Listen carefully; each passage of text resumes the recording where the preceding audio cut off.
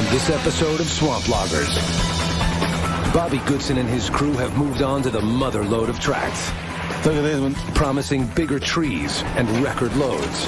Coming out! But to get to them, they must deal with treacherous roads and swamp hazards. Whoa! And the wrath of Mother Nature. Jay's got a roadblock out there. Both hell-bent on stopping the wood from ever leaving the deck. Whoa! My tire's going in the ditch.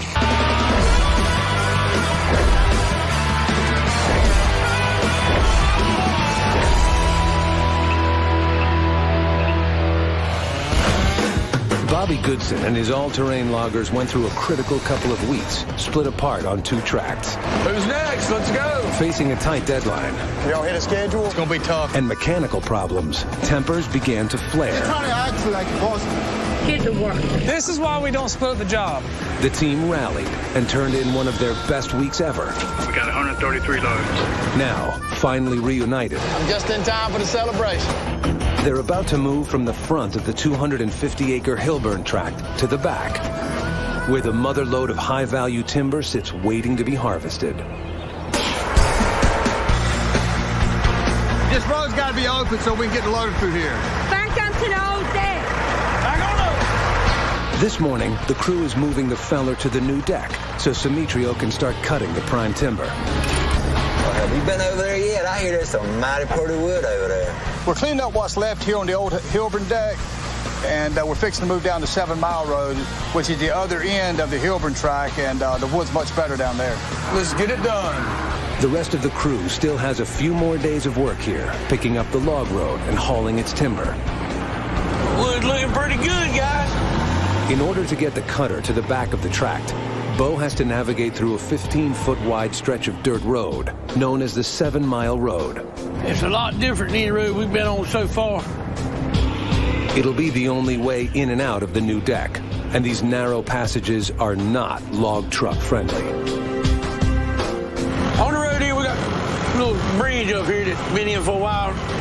Kind of worried you don't never know what kind of shape it's in underneath or what it's sitting on. So we'll never know when it might get a case of wanting to giveaways, dump you over in the water. But Bo soon discovers this road has many potential dangers. I got a leader blocking this road where the bridge is at. Can you make it on it? Barely, but we're going to have to do something about this. The 7 Mile Road's narrow as it is, and now we got a leaner tree in the way, right over the narrow bridge. We're gonna have to fix that. Leaners can be a deadly hazard, as they can give way at the slightest bump, so they have to be taken out with extreme caution. Hey, you want to cut a tree today? Sure. Over there on that other road, there's a big bay tree leaning over it, and we ain't gonna be able to get trucks in and out with it there. I'll probably just let you and Simetrio take my truck around there. If you cut maybe halfway or almost all the way through it, and then take the tractor and just break it off, that way it won't kill nobody. I'll have Simetrio show me it. Yeah. The leaner will have to wait a few hours. You don't have a map.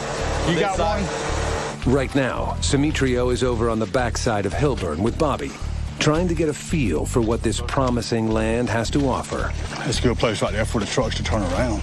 Simetrio and I are going to go take a look at the wood back there and see what we're dealing with, because he needs to start stumping right away. There's a lot of oak, maple. Look at this maple. It's straight. All and slick. Most of the site had been an impassable, soggy swamp during the winter's wet season. Is that the water line? It'll be right there. So this is their first real look at these massive trees. Look at this one. There's no way I could cut it with their hand. They had probably just... Yeah, they wouldn't even knock the bark off of it. You don't find too many blocks of wood like this left. The site is exactly what they were hoping for, but with all this bounty comes a few important restrictions. The 7 Mile Road, their only access to these trees, is on privately owned land. What's up? Hey, Bob. You gonna show me what we need to do? Bobby's next appointment today is with Corbett Forester John Deans, who's got a firm set of restrictions for working this part of the tract. When you move in down here, make your deck deep enough where you can load the trucks and then trim them up. There's a lot of rules on using this road. We have to follow them pretty stringently or we'll actually lose our right to use it. As far as trucks getting by each other and places to turn around, but you just can't do it anywhere. You just in certain spots. I know we're going to start getting some showers, some afternoon showers, but we're still going to have probably some days that we need to stay off the road while we let the road dry out.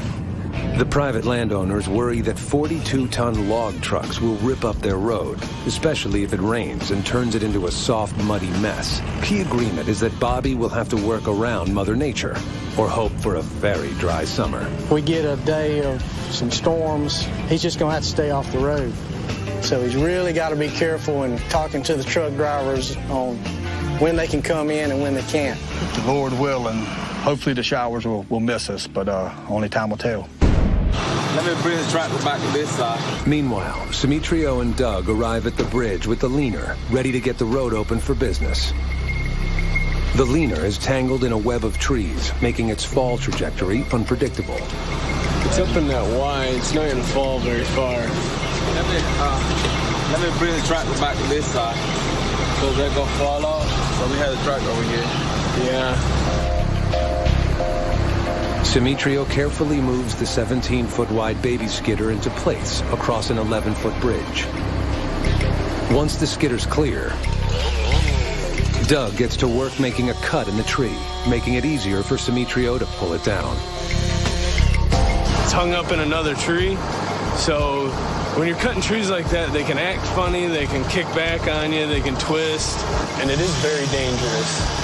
Back about a year and a half ago, I had an accident, had a widowmaker get me, and it broke my back and messed my shoulder up. I got a scar here from it, so we're just gonna cut it as far as we can and have Simitrio pull it out of here with the baby skidder. You wanna grab it? The 23-ton, 260-horsepower baby skidder can easily take down a 2,000-pound tree. It's what this tree could drag down with it that's the problem.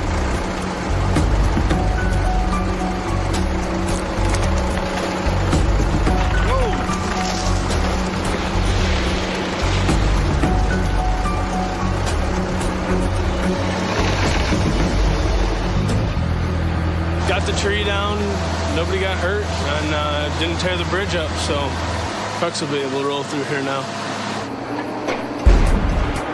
On the other side of the tract, as the crew gets closer to finishing the hauls off this old deck, they have made an interesting discovery. We was picking up the wood out of a shovel road, and we noticed some old cypress. It's been buried in the mud for who knows how long, and I told Corbett about it, and they said that a specialty mill may be interested in it. Hey, how y'all doing? John Fisher. John, nice to meet you. Good to see you again, Bobby. Already seen you. Yeah. You gonna walk over there and see what we got? Yeah, I'd like to see it. All right. Specialty mill owner John Fisher has come out to get a first-hand look. Our company specializes in unusual wood, and we manufacture wood floors, molding, and stair parts out of such material. Yeah, I might should have mentioned to you, John, to wear some boots. Yeah, that's right. Give me a piggyback ride, Leslie. I'll do that next time. This time, the muddy walk was definitely worth the trouble. Yeah, these are nice. They're big. Yeah, they are. They're nice. I figured at least a truckload, maybe two. That's beautiful. They are really impressive. That tree right there, that thing might be 1,000 years old. This is definitely good stuff. Yeah, I'm definitely interested in them. Well, that's what I want to hear. We didn't cut the cypress down. It could have been 5 or 6 generations of loggers ago. This is a piece I cut off of the pile just to make sure it was solid. Ironically, it's the wormholes that dot this timber that make it attractive to potential buyers. In the 100 years ago, when there was so much cypress, and if there was any imperfection in the material at all, they'd just leave it. They considered this defective then, and now you can't get it anymore, and it goes into $1 million houses. I appreciate you calling me. Yeah, thank you for your time. Yes, sir. Whenever you can make the money, you got to take advantage of the situation. On this wood here, it's $1 a board foot, which is twice as much as we get for anything else. You would think with wood looking like Swiss cheese, nobody'd want it, but go figure. The crew will be keeping an eye out for more of this specialty cypress as they move off this deck. Okay, let's wrap it up. Come on, guys, bring it on up here. I see you. Over the next couple of days, the crew finishes picking up the shovel road and moving to a new deck on the backside of Hilburn. Looks good. Where Simitrio has been busy cutting and getting ahead. Pull up. By Monday, Bobby and his crew are settled and working on the new deck. Pulling and hauling logs from a site that can easily give them triple-digit weekly load counts. We got the new deck set up now, and the wood that's coming out is beautiful. It's just what the mill needs right now, and it's just what we need. This here is some, it's big money producing timber.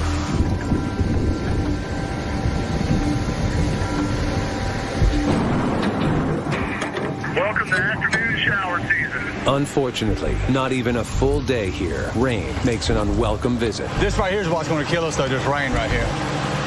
I mean, if it'll quit right now, we'd be all right, but if it does... I just pulled the radar up. This isn't even coming up on the radar. Really? Yeah, nothing. If you hear any of the trucks out there, just tell them they can come in real quick, get loaded. We'll get them in and out, but if it starts raining real bad, we don't even come in here. Yeah, it ain't worth it. Now wary of tearing up the private road, Bobby may have to halt the trucks. If it keeps raining like this, we ain't gonna be able to come back in here because these roads ain't nothing but clay, and all we're gonna do is just tear them all to pieces. One of us is gonna end up in a ditch. EJ's truck is the last one on the deck, and Bobby makes the decision to risk sending him out. The thing that I didn't want to happen just happened. The skies opened up and dumped everything it had on us in about 5 minutes. Luckily, all the trucks was out on the road, and I'm going to keep them out.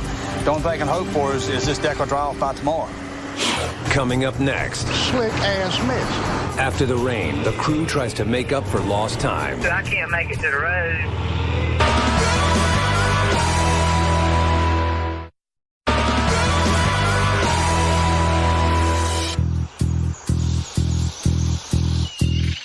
The road leading into Hilburn, the mother lode of tracts, survived yesterday's thunderstorms with little damage. Let's go! Let's get rolling! At the deck, however, it's a different story.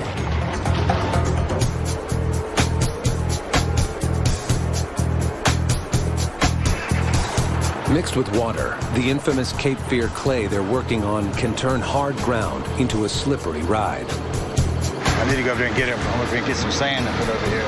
Maybe so. Now, Monkey can't even get enough traction to pull his fully loaded 80,000-pound trailer off the deck. They're going to have to push me out now because I'm stuck now. This old clay gets on top of these wooden mats, and it's just like glass. You can't move on it. When it gets just pure old slick mud like this, I can't hardly do nothing. They had to put me on the deck this morning, and they're going to have to push me out now because I'm stuck now. A push from the dozer eventually gets Monkey back on the road. It is.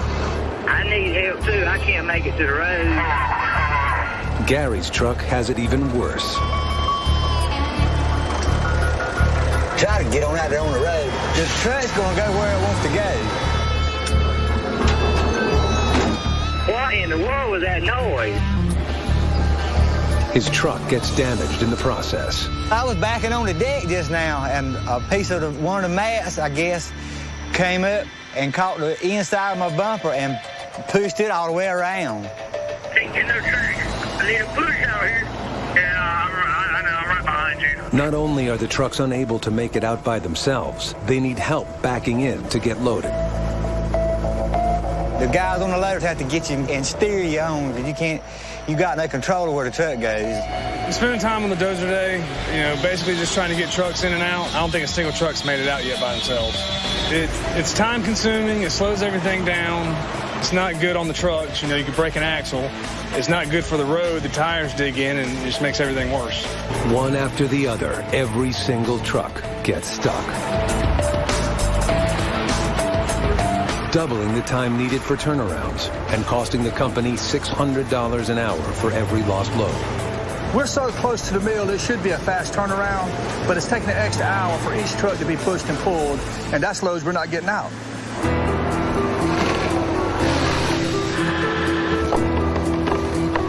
Deep in the woods, the timber isn't getting out any easier either. Now, the 4-foot diameter trees they were hoping for are just one more headache. Simitrio's 21-inch blade barely makes a dent in these extra wide trunks. So he has to make multiple cuts further up the tree in order to fell these giants. Because these trees is pretty big size, and this stump, their head is so small. So I had to go up. Now, Simitrio has to spend more time hacking away at those oversized stumps in order to clear the shovel road for the skidders. We need to get some sand dumped out here. Determined to get these massive trees to the mill, Bobby puts out an SOS to Corbett forester John Deans. He takes Bobby just down the road. Just a sand spot. Where a series of sand piles known as berms were left 50 years ago. That's berm over here on the right. There's spoil piles all up and down the 7 Mile Road here, where they dredged the Cape Fear River years and years ago. When did they dredge this stuff? It was back in the 50s and 60s. When everybody still used the river? Yeah, when they had a lot of barge traffic on the river and they straightened out the curves in the river and dredged all the spoil out, and they pumped the spoil on the bank here. Anywhere on the right side of it? Yeah, just this little berm right here, and that should be enough for you. Yeah, it won't take much. Yeah. All righty, get down here and get started. Okay, we found one that we could get sand off of, so he can start digging it and start spreading it on his deck now.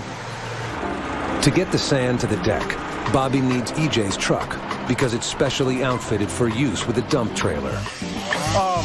This afternoon, I want to get some sand and put on this deck before it rains. I'm gonna try to walk that backhoe through here, and I want you to get the dump trailer, bring it around here, and we're gonna get some of that sand off this hill and sprinkle over this whole deck. With every man on his crew already busy, Bobby jumps in to man the backhoe himself.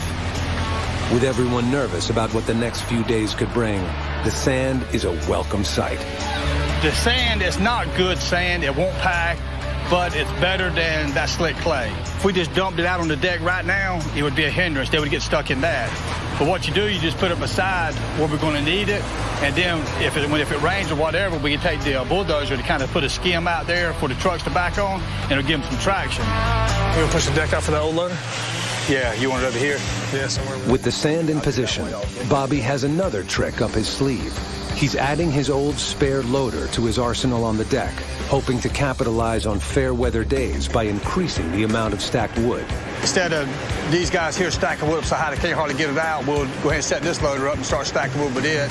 That way, when the road is dry, we can keep the trucks going as fast as they can until it rains again. The old loader has seen its share of problems through the past few months and is not nearly as fast as the other two main loaders, but it should be able to boost production. You know, one loader can get 15 loads a day. If I can get 15 extra loads a day, it'd be nice. Already talking about some rain coming? It's supposed to be a cold front coming in. It's going to make some rain for us. They're not sure how much, but any is too much for this road out here. The dog days of summer right now, and it's going to pour again. These afternoon showers is going to be a reality, but I feel like we're ready for it now, but I'm not going to count my chickens before they hatch. Thunderstorms require three main ingredients: moisture, an unstable air mass, and a lifting force. During the summer months, high humidity combined with hot temperatures produces large amounts of warm, moist air rising rapidly into the atmosphere. As this updraft grows taller and more intense, a thunderstorm develops.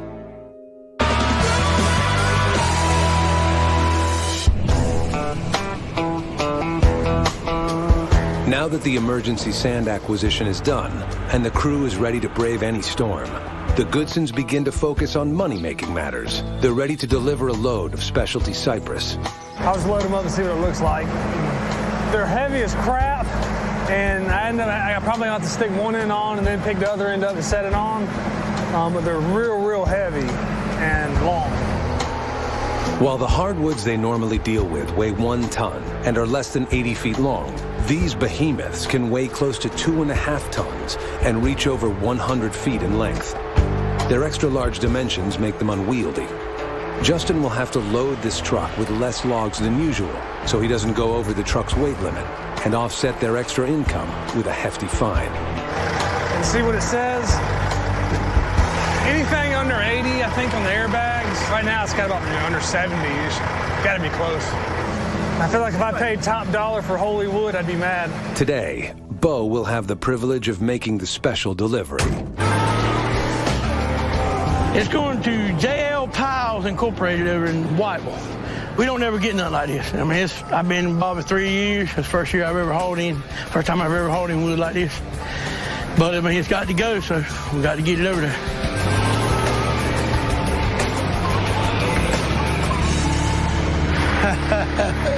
Take about 2 hours unloading. As hard as it was for Justin to load this wood with the loader, the smaller specialty mill only has less capable forklifts to lift and balance these 4,000-pound logs one at a time. A little bitty forklift. They'll take them off in the middle, but that one of them had to help him get up there and get it balanced where it won't fall off. That could be, 800-900 years old. Old stuff. They don't grow that anymore, They don't let them get that big no more. No, they don't. And this is virgin timber. This stuff was growing before Columbus discovered America. So it's a rare find, and we're glad to get it, and it's going to make some gorgeous material. Meanwhile, back at the Hilburn tract, the good weather is holding for now. But by late morning, they get hit on a different front. What'd you say, Jose? Jim boom? All right, I'll be in a minute. Stick boom won't go out on the loader. Jose called Justin and said that his jib boom cylinder won't go out. The jib boom is the arm that extends and retracts the grapple and allows the loader to pick up and move wood. We really didn't know what it was, so we got over there and we started checking different things out. I'm gonna loosen the pilot line and see what it does when you hit it. Right now, their best guess is that hydraulic fluid must not be getting to the arm, so they check each line to make sure there's adequate flow. That oil should have been spraying out of there. With one loader down, the deck is operating at 50% capacity as Dave works alone to get the trucks loaded. Dang it. Don't look now. We're still trying to figure out what's wrong with Jose's loader when I noticed the hydraulic line leaking on Dave's grapple. Hey, Dave. Stop down, I gotta fix that leak. We gotta fix it right away because we don't want to damage the grapple, and plus we're responsible for any oil we spill. Seems like whenever one loader goes down, another one will go down. And this is the last thing you want to see on any deck, is 2 loaders down and no trucks hauling wood. Thought you about going. What's wrong? Both the loaders is down on Jose's loader. Jib boom won't go up and down like it's supposed to. David just broke a hose on his. I need to get loaded before lunch anyway. You won't make it, Gary. It stresses you out a lot because the 2 loaders has got to be loading wood, and we're trying to get them fixed as fast as we can. The deck is where Bobby and his truckers make or lose money, and right now, everyone's hurting. Coming up. Hello? While Bobby tries desperately to fix his loader. You have one? No. There's just no end. All hell breaks loose on the deck.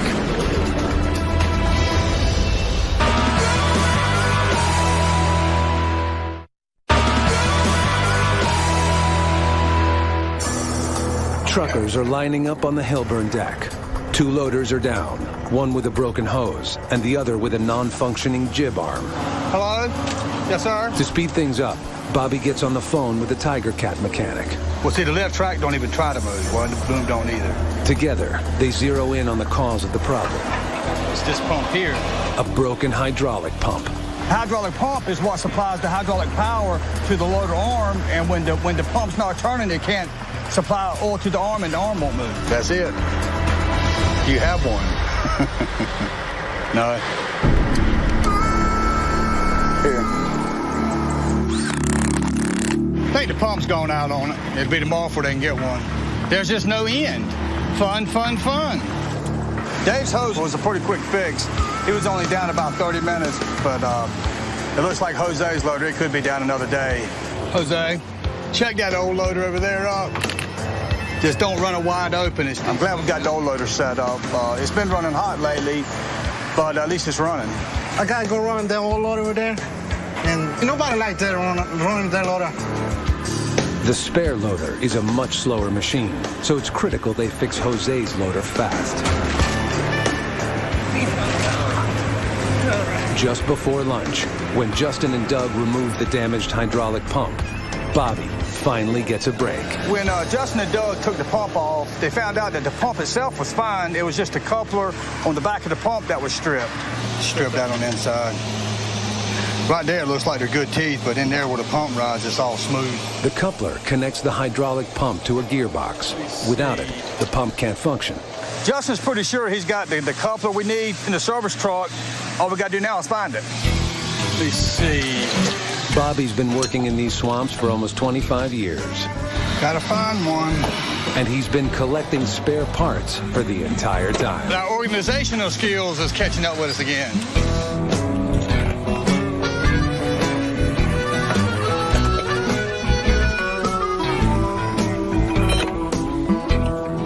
True to fashion, we took about 45 minutes looking. Ah! Hey! Yeah! I got it! You find it? Yeah! This day started out really bad, but finally something good happened. We've got the coupler. All Justin and Doug's got to do is put it on, and we should be good to go. Oh, daggone it. Bearings are gone. Got so excited over the coupler, I didn't realize the bearing of the pump was half gone. It was all good, and then Murphy Law strikes again, and now we got to find another part. You ain't put the pump back on yet, have you? Let's take it, go to the shop. After coming so close, Bobby's still determined to get the loader up and running by the end of the day. We've got some old pumps that come off this machine, and we're gonna just go take one of the bearings out of one of those and put it in this one, hopefully get it back running. We got an hour and a half ride to the shop. Hopefully we can fix it there. As Bobby and Justin head out to deal with one problem, leaving Doug in charge, another problem moves in. Yeah, it looks like it's coming in. Wind just started picking up. It's uncanny, but, you know, if Justin and Bobby leave the woods, you can guarantee something's gonna happen. Something. And you haven't caught on to this. Why do you keep leaving me? It got right dark and the wind started blowing, and just in a minute it was water running everywhere. I mean, it just rained ungodly. Are you ready to head in? Into the mess down there? Yeah, don't bother coming in here. The truckers out on the road know not to come in here anytime that it rains, but I was hoping we could get these loaded trucks out of here into the mill. But when the lightning heats up, some veterans run for safer ground. I don't swing around with a metal rod in the air when it's popping lightning like that. People die from that. But lightning isn't Doug's biggest concern. EJ's out there stuck. You going out there to put them out? EJ's got the road blocked out there. Sand is piled and ready to be spread, but the storm moved in so fast, trucks are already in trouble. A quick push gets EJ on the road. Monkeys is the next loaded truck ready to leave the deck. I was having a tough time getting the trailer up onto the crown of the road. I'm gonna flip this thing over. The curvature of the 7-mile road is working against them as the heavy rear trailer struggles to gain traction. Hold that bit there. Don't give it any gas yet. Whoa! The back tire's going in the ditch. Trailer was falling off into the ditch, and it was pulling him down in with it. I was afraid if I pushed it anymore, I'd tip the whole thing over and kill a $60,000 truck. Hey, Bo, you come out with me here? So Bobo jumped on the dozer and got on the front of him to where he could pull. Let me get to the other side. And I got on the baby skidder in the back so I could push up on the side of the trailer to keep it from coming over. A bit more to the left. Still leaning kind of bad. Okay, I think I'm good. 10-4. Ironically, the road itself is holding up fairly well. Both EJ and Monkey, once they got on the road, they were fine and they got out. It's the deck that's become an unexpected nightmare. At this time, conditions have deteriorated to the point where Gary, even with a push, cannot get his truck moving. I can't get easy traction. Finally, a call from Bobby to Dave puts an end to Doug's problems. Bubba, leave that trailer right here. We're done for today. Yeah, Bobby said, don't even try and get out of this road. He said, I don't give a damn. Gary dropped his trailer where it sat, and Bo left his half loaded on the deck. And they didn't waste any time bobtailing out of here. Jeez. In just 2 hours, I went from handling things pretty well to things spinning completely out of control. And I was like, you know, what else? Doug has pushed his luck getting loads out. Corbett Forester John Deans arrives to make sure the roads aren't being damaged. Got a little rain, I see. Yeah, we did. Gary was loaded there. He dropped his trailer. Bobo left his truck and everything and rode. He rode out with Gary. So. Okay. All the trucks just had to unhook and get on out of here. And that's exactly what we need them to do. Even though they lose time and they lose loads doing that, the road looks good. As long as they stay off for the rest of the day, it'll be fine in the morning. Yeah, it'll dry up by then. If they'd have kept hauling in and out of this road, would have just knocked them out for 2 or 3 days. Where's Bobby in all this? Bobby and Justin ran back to Jacksonville to the shop. I'm sorry they got to miss all this. Yeah, I'm sure they are too. Coming up. Hello? What's wrong with the antenna shredder? The breakdowns don't stop. Busted and he heard a popping. I don't really know what's going on with it.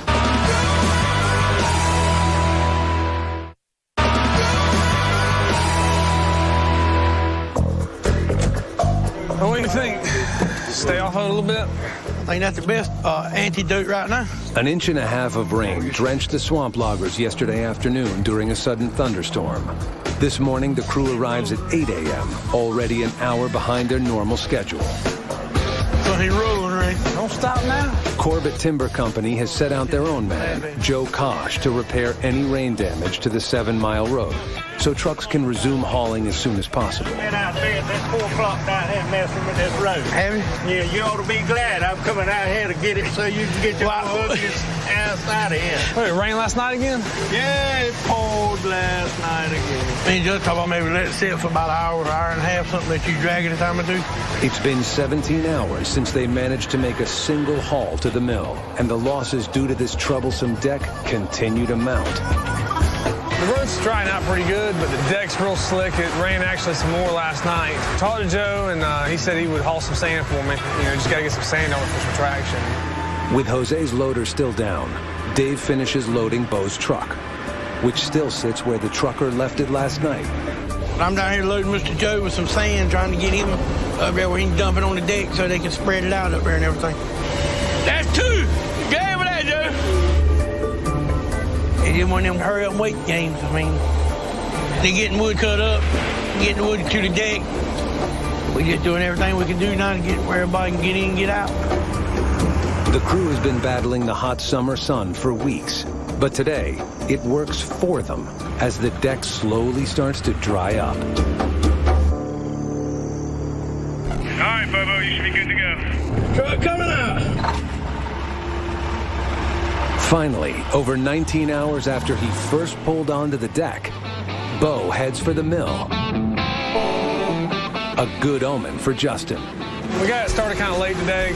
We're close enough to all the mills. I think we should pick it up pretty fast. How's that road looking out there? Got a few spots. Got a little bit of water. But I think we'll be all right, though. Good enough you can keep it between the ditches. Yeah, that's the mean. That's the main time, keep it between the ditches. With trucks running, the goal now is to get Jose out of the backup loader and the deck operating at full speed. During yesterday's storm, Bobby and Justin managed to locate the correct bearings for Jose's broken hydraulic pump back in their shop. Me and Justin found the old pump, took the shaft out of it with a good bearing, and stuck it in the other pump. Got it? Yep.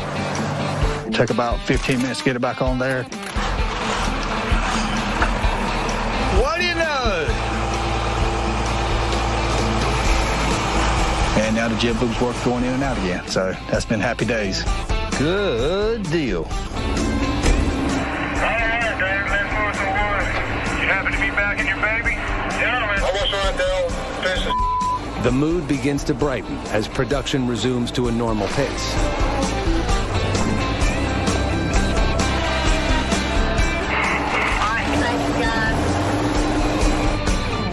By late afternoon, threatening clouds are gathering again. Hello? When Justin gets a call from the woods. What's wrong with the antenna shredder? No, ain't nobody said nothing to me. All right. One of Bobby's 2 main tractors that pull wood, the bogey skidder, has broken down on the shovel road, drastically reducing the number of logs reaching the deck. What was it, Dirty? Do you know? It's not pulling, right? No, it ain't pulling at all. You know, it figures, you know, we finally get the deck up and running, and, you know, now we got trouble out in the swamp.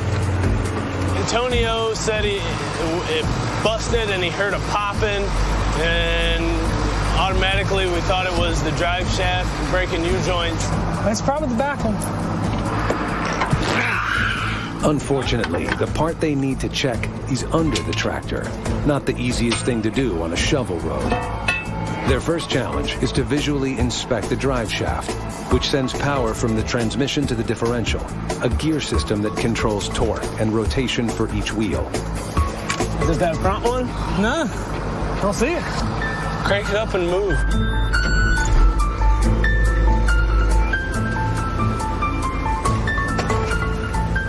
Catching and slipping and popping. I don't really know what's going on with it, but it ain't right. So we're gonna try to limp it up to the deck here and tear into it, I guess. As another afternoon thunderstorm threatens, the broken bogie slowly makes its way back to the deck. When you back up, it works, and you pull forward, it won't. It does it either way. Doug, tell me to kind of turn the steering wheel so you can get it to do it. Turn the steering, play with the steering wheel till it.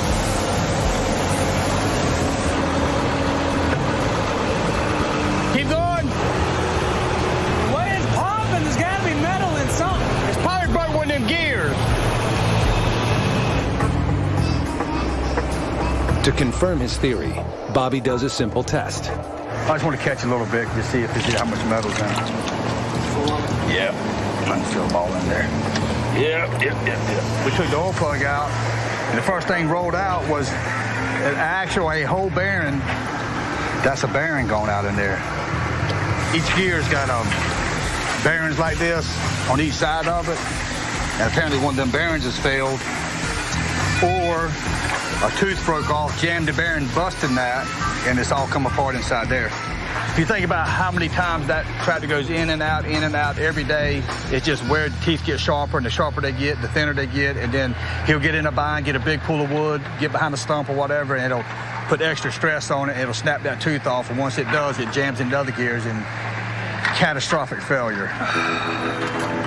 With this much ground-up metal in the hydraulic fluid, the bogie skidder will be out of commission for a while. You gotta take the whole back end off, take the tires off. We'll probably end up taking the whole thing to the shop, just take it all apart. That doesn't look good. No, that was the goodie pack we found inside that house, and that's what was jamming it up. Really? Just hate that to happen when it's 100 degrees. But how'd we do today, man? Well, 16's not too bad. Dave's news doesn't do much to help Bobby's mood. He had been anticipating up to 25 loads a day on this tract. 16 is a bitter disappointment. I hate it because this wood is so good, we could do a lot better, but if we keep the stuff running, something all the time. All right, Bob. See you, Dave.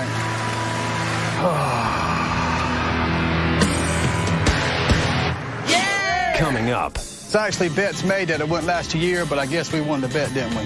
Bobby finally has a reason to celebrate. 25 years of marriage. Yep. Just a little please now.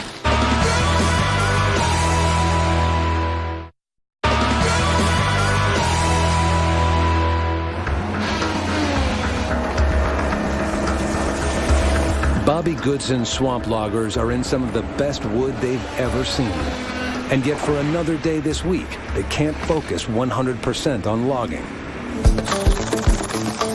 For the third time in almost as many months, Justin and Doug must dig into the wheel assembly of the bogie skidder and try to get the aging tractor back up and running. We won't really know exactly what happened until we actually take it apart and split it in half and see what's inside. We have the parts we need at the shop out of the old bogies.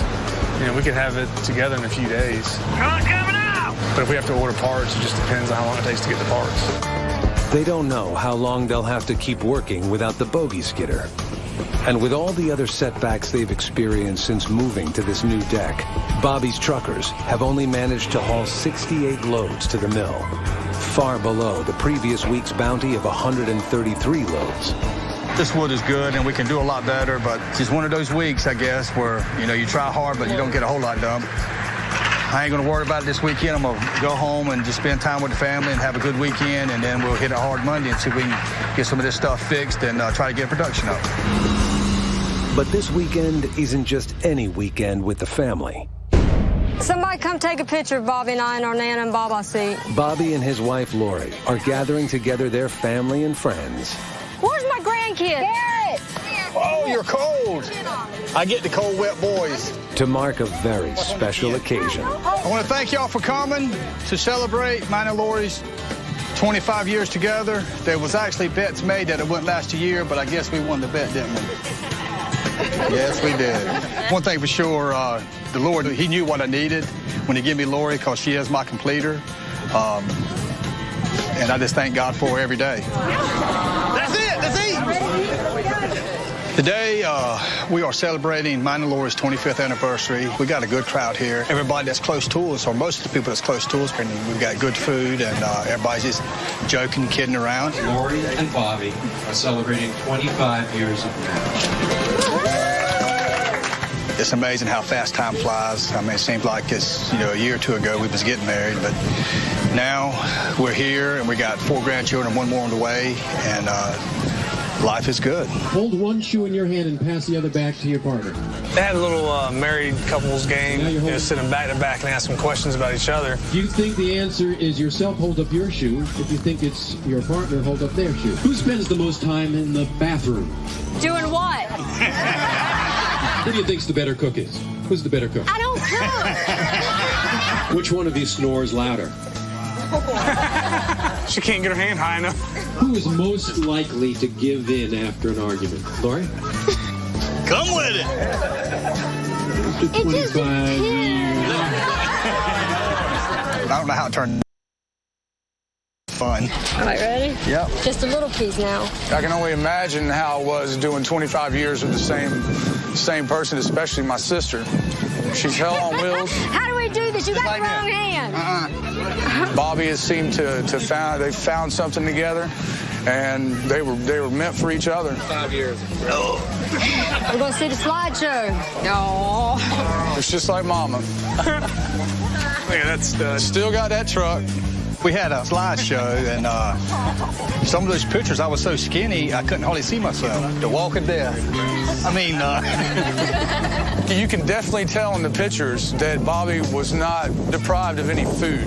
Oh. You're bringing me down. Justin threw a few pictures in there of what happens when you don't shovel right. I was playing leapfrog there. Yeah, that's the worst we've ever had a tractor stuck. We actually totaled them both out. For that little ordeal, they didn't get a divorce or kill each other, so it made them stronger. So everything's good now.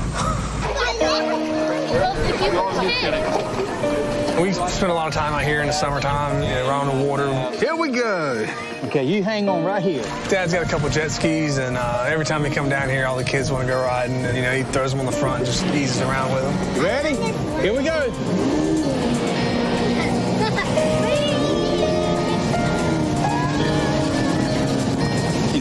No matter how bad it gets at work, when you look around you and see what you built and how strong my family is and the way the Lord's blessed us, then it's all worth it. Hey, if you want to learn more about life in the swamp, go to discovery.com/swamp-loggers. On this episode of Swamp Loggers, Gotta have 20 today. Bobby and crew are working hard to take advantage of their best track yet. Jam it out today. But endless mechanical nightmares keep getting in their way. Yeah, this thing has destroyed itself. Oh, my God. And with some unwelcome competition. He's been on the deck almost an hour. Go down and stab the tires. And the blistering heat. God, it's so hot. These swamp loggers are headed for a meltdown. Oh, God.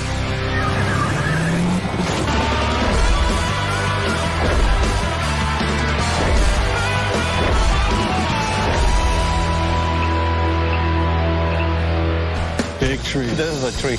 Bobby Goodson's swamp loggers are working on prime land, whose only access is the problematic and restrictive 7-mile road. Yet the oversized trees on this track promise high rewards. The wood that's coming out is beautiful.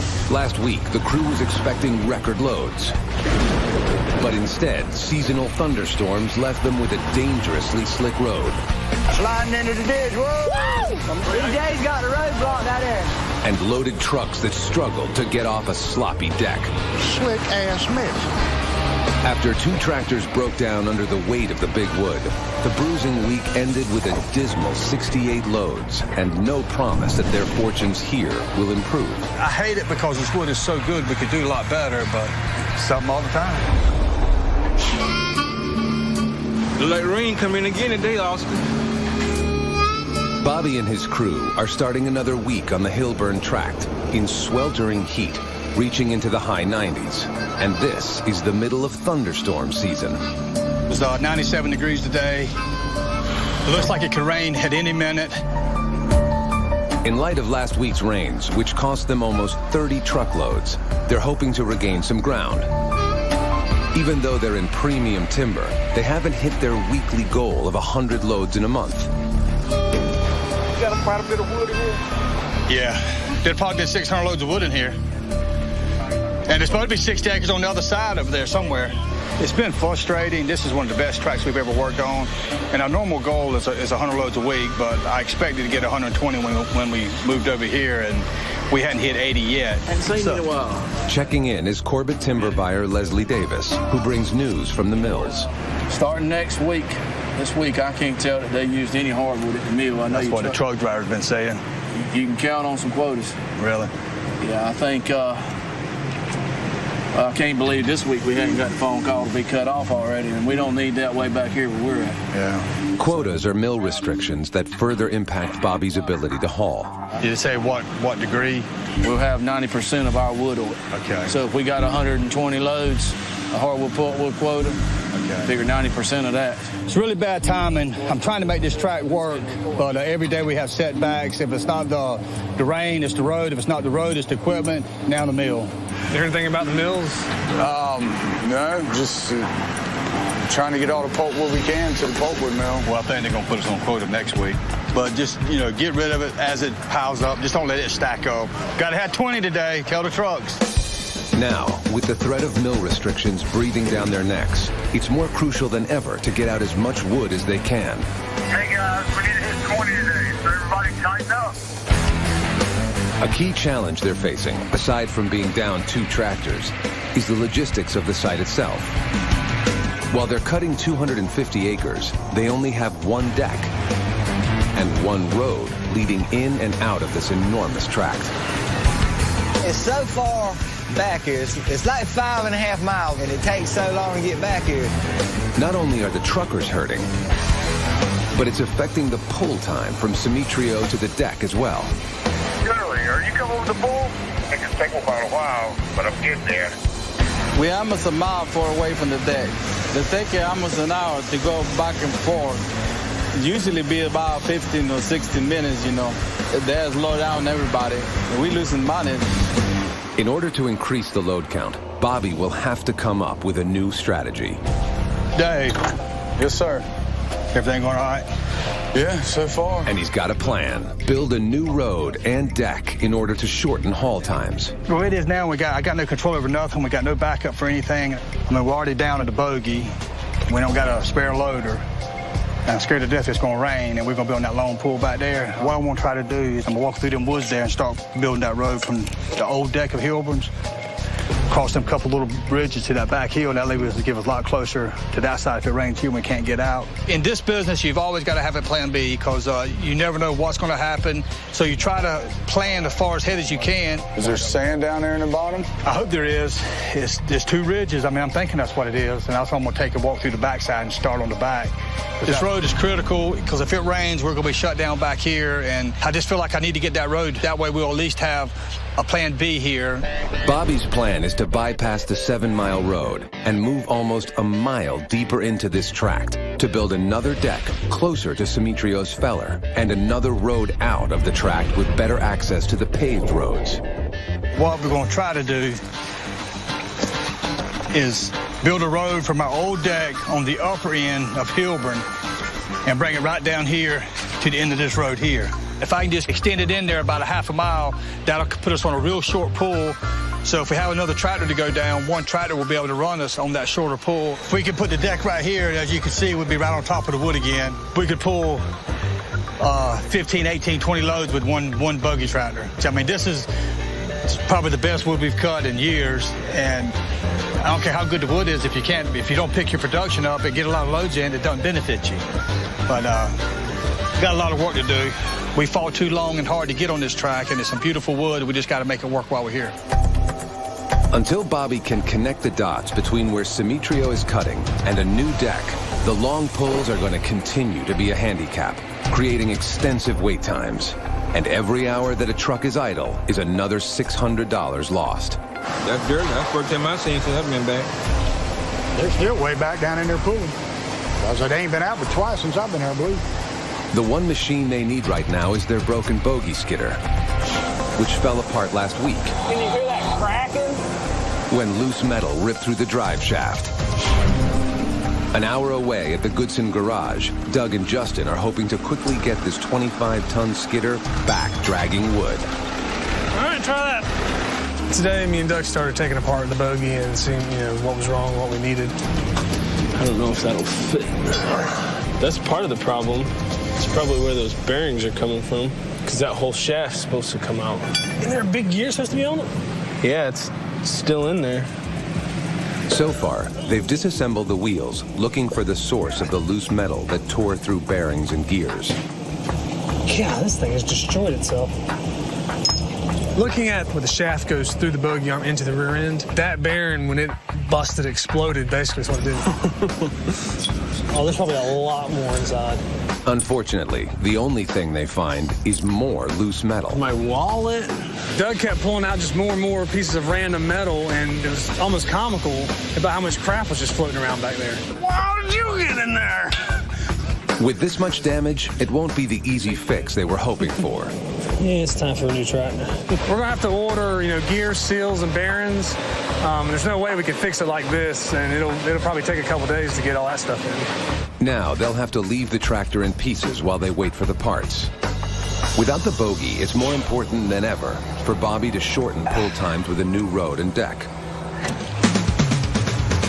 Manning an excavator, he drives to the far end of the tract in search of a key ingredient, sand.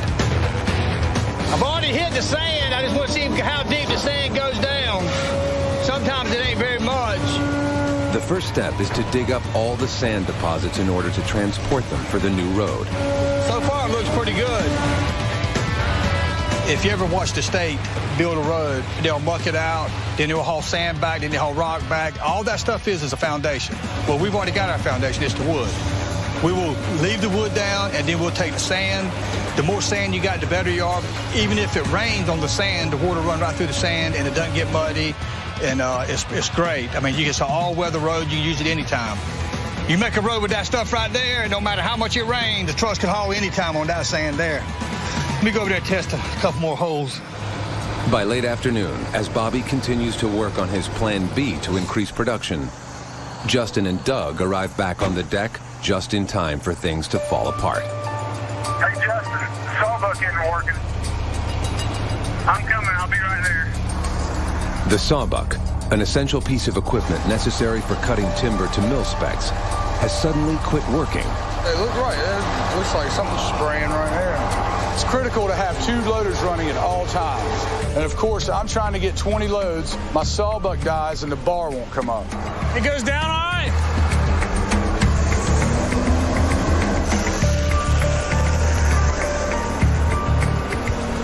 Dave saws, I'm not sure what it's doing. It's just not coming up like it should. It seems to be going down all right. That might be the problem. I think see me turn it. I think it's supposed to be all the way in. And of course, the backup loader's at the shop. I have nothing to work with, and I have trucks waiting. Oh, Lord, we're going to be here for hours. With Dave's loader out of commission, this leaves only one other loader working, Jose's. Now the production slips to 50% normal capacity, which means they're operating at a loss. We don't have a backup loader right now, so we're just going to stay and figure out what's wrong with it and fix it. We have to have two loaders running. That's the bottom line. Oh, my God. Next, Damn it. as the problems pile up, yes, sir, production slows to a crawl. I don't know what's wrong with it. I just don't have time for this right now.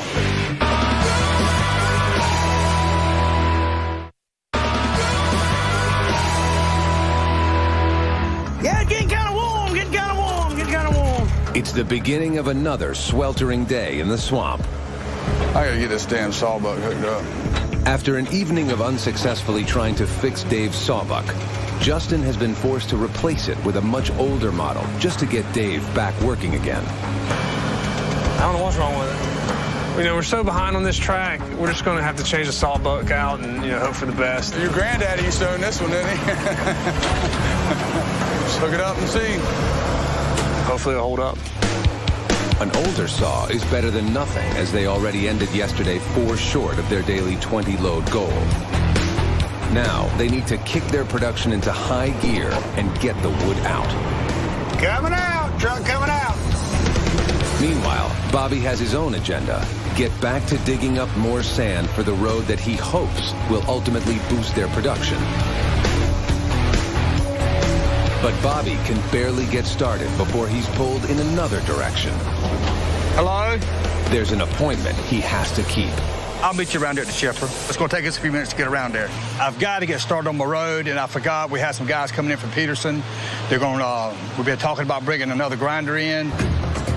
Bobby is scheduled to demo a grinder which would help grind up the butt end of trimmed logs so they can be recycled and bring in some additional income. We're trying to get a piece of equipment that this big butt pile that we have left is to grind it up and carry it to power plants and carry it to the paper mill to use to run the mills. Hey. Hey. Them guys have got the chipper here, or supposed to have it here. I haven't got over there where they're at yet. They want to do like a test trial to see how it's going to do. I really need to be fixing my road, but these guys are coming out here, so we're going to talk to them and see what kind of grinder they're going to bring and what they expect they can do. As Bobby rushes back to the deck to prepare for the demo, one key truck he'll need to find soon is a chip trailer, also called a van, in order to receive and transport the chips. Hey. Yeah, was he supposed to come over here and look at the chips and see where we can carry them? The guy who promised me a chip van backed out on me. So now I got these guys over here waiting on me, trying to find something I could rent for a day just to do this demo. Yet again, Bobby's in a tough spot. I'm going to have to pull one of my truckers to go beg, borrow, and steal a trailer instead of them doing what they should be doing, which is hauling wood. We can't get that trailer to Turnbull. Wade has changed his mind. Check before you leave, because I know they're probably over there waiting on us. I like to at least let me watch it load one load. While Bobby sends Bo to go find a trailer, the deck develops yet another emergency. Damn it. Now the replacement saw on Dave's loader isn't working. Hey! Switch out the sawbucks, worked perfect for a couple pulls, and then it started doing the same thing. It's coming up, but it's not. Don't feel right. I have people waiting to do a chipper demo. I've got a road I got to build, and now Dave's sawbuck's acting up. Honestly, I just don't have time for this right now. Just take that solenoid out, see if this thing hung in there. I mean, it's like it's working. The light's coming on. We can't tell if it's the saw, the hoses, the oil, or the loader itself. And if it is the loader, it's going to be a disaster because we don't have a backup right now. I don't know what it is until it quits. The deck is back to only having one working loader. Does anyone know what's wrong with Dave's loader? I think this saw's not working. I've got to go meet with these grinder guys, so hopefully Justin can figure this out. I've never had the trouble we're having now with the sawbuck. I've never had that before. I don't know what's going on there. Anytime you got this many people that depend on you, you know, I'm trying to think way ahead, and I know what's going to happen if it rains or if I don't get that road fixed, and I can't get the road fixed because everything else is messing up. Yes, sir. This is my boss, Scott Thomas, Bobby Goodson. Sorry for all the problems this morning. That's all right. Let's go look at the product we're making. All right. I put out a bunch of calls, and I'm still waiting for someone to confirm a trailer with me. Until then, I'm just going to have to stall. This is the front of the motor here. Actually looking at the back side, this is where our hydraulic drive tower and clutch is located. What size engine's in this? This is a Caterpillar C15. This is the remote control. It's magnetic. It has 20 functions on it. Bobby, we can crank it and fold it back for you.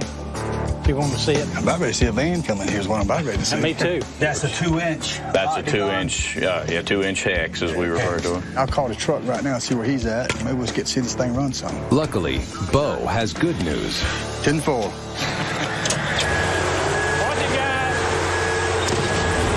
Bobby mans the shovel machine so he can feed the butts to the grinder. As Bo backs the trailer up to its business end, Bobby feeds the 200-pound butts into the machine, which uses steel-toothed drums to grind up the large debris into fine wood chips.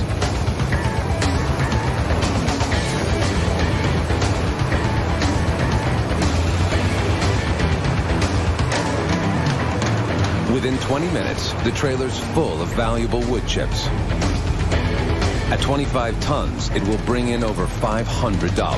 Got all that money on the ground. I know it. Damn. Get a 5-gallon bucket and make them scoop it down. I'm glad we got through it. It's a great machine. Despite a successful demo, Bobby still wants to shop around a little bit more before making a decision. Look, thank y'all. Thank you, Bobby. Look, appreciate y'all. Y'all have done a wonderful job. Probably going to look at a couple other ones before I make a decision. But right now, I've got to get back on that new road and see how the guys are doing. Pump inlet light. Unfortunately, things aren't going so well for Justin and Doug. The mystery of the sluggish sawbucks continues. I checked the pressures on the valve body, and the pressures seem to be fine, getting high, and it's still doing the same thing. I've checked the electronical part of it. Assume there's something wrong with the loader now. And there ain't nothing we can do to it until we get somebody who knows a little bit more about it than we do. But we're down to 1 loaders right now. Without a backup loader for Dave, this problem will put a serious dent in their profits. It's been another frustrating day out here. We just can't catch a break. All the equipment seems to be falling apart all at once. Hopefully we get some of them fixed tomorrow and I get back on the road. At the end of a rough day, Bobby's got one last demand on his time. John Deans from Corbett Timber has a favor to ask. Where you been at? I've been at Boy Scout camp. Y'all been camping out? Yes. In this heat? Yeah, with the bugs and mosquitoes and the snakes? In this cool weather. I'm a scoutmaster for a local Boy Scout troop, and we had our summer camp this week. While I was in camp, came across a troop that really wanted to come see the logging operation. I met a scout leader at camp, and he wanted to bring his boys out here to watch the operation. I wanted to coordinate with you to get them out here and so they can watch it before they go home. Just whenever, just let me know what time they're going to be here. How about tomorrow at 9 a.m.? I am stretched to my limit right now, but it's hard to say no to kids. They'll be here at 9? Yes. Some boys might better teach me something. Oh, yeah, they can teach you a thing or two. We'll see you, John. Okay, see you later. After wood chips are hauled from the swamp to the power plant, they're burned in a boiler. The resulting steam powers a turbine generator that produces electricity for the grid. Each 25-ton load of wood chips produces 20 megawatt-hours of electricity, enough to power 22 homes for 1 month.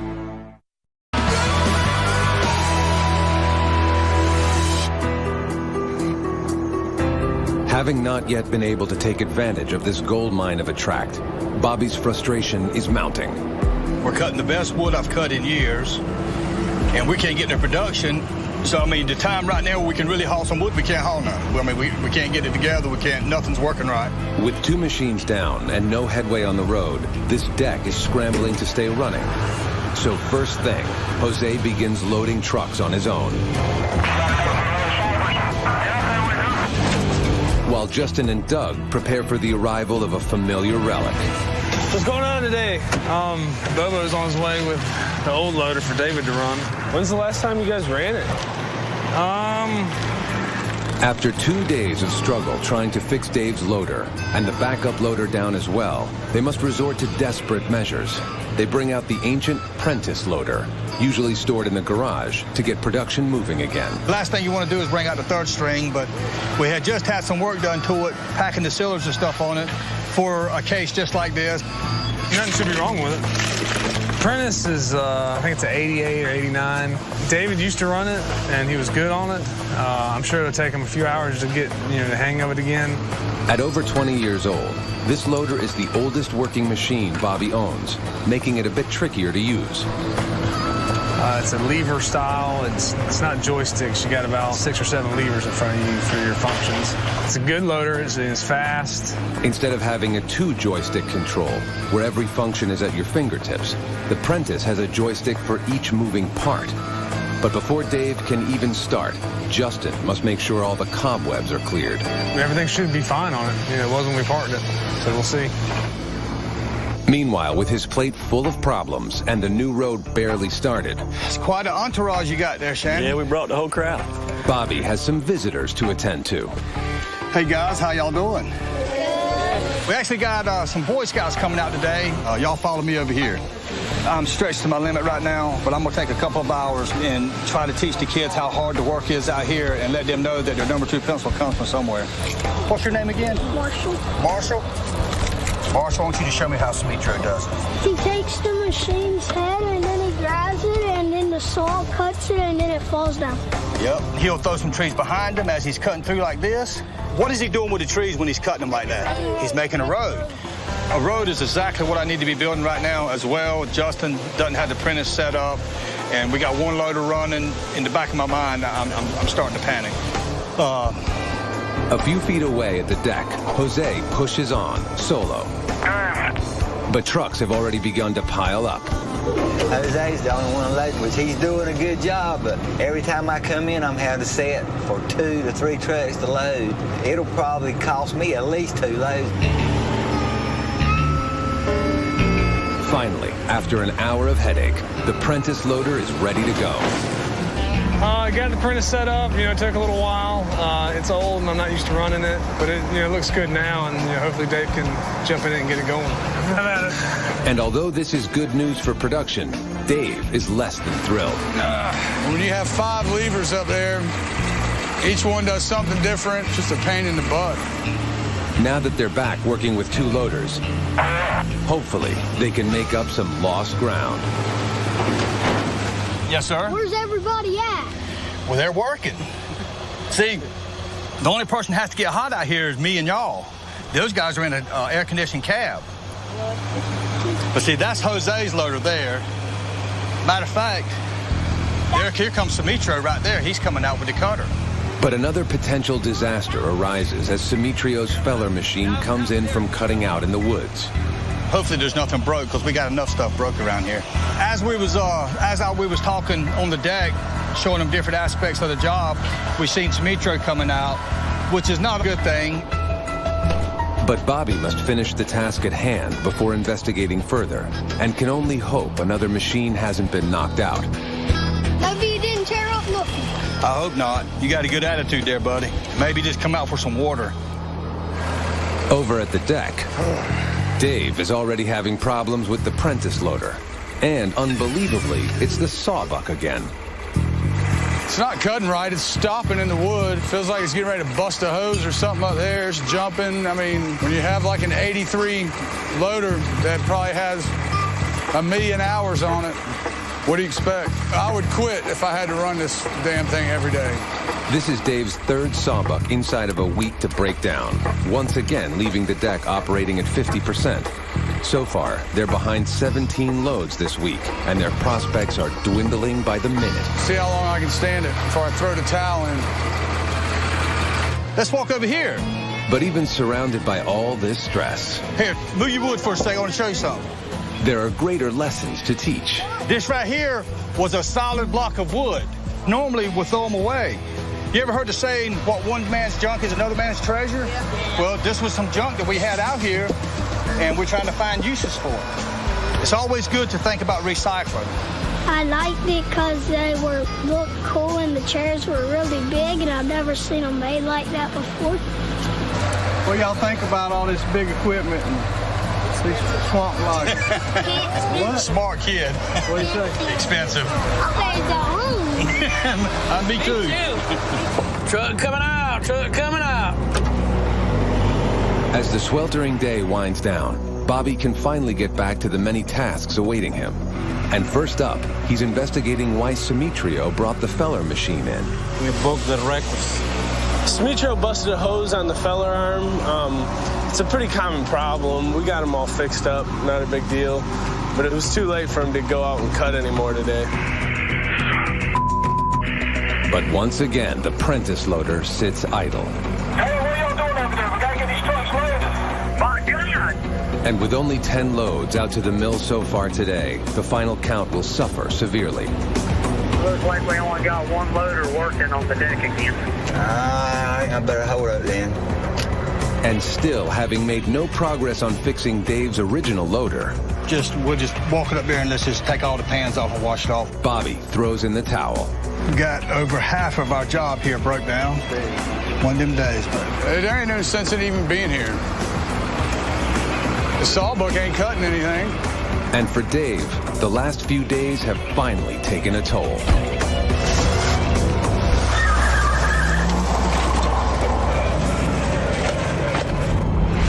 Next, Welcome back to your loader, Davis. production finally starts moving. All right, let's get some wood out now. But disaster strikes again. Just don't need stuff like this to happen.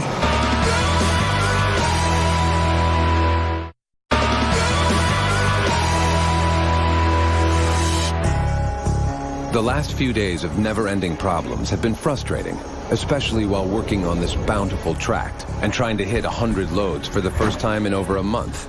Everybody was really stressed out. We had so many machines down, but I focused on Dave's loader. One of the hoses was collapsing on the inside, so we changed the hose and fixed that problem.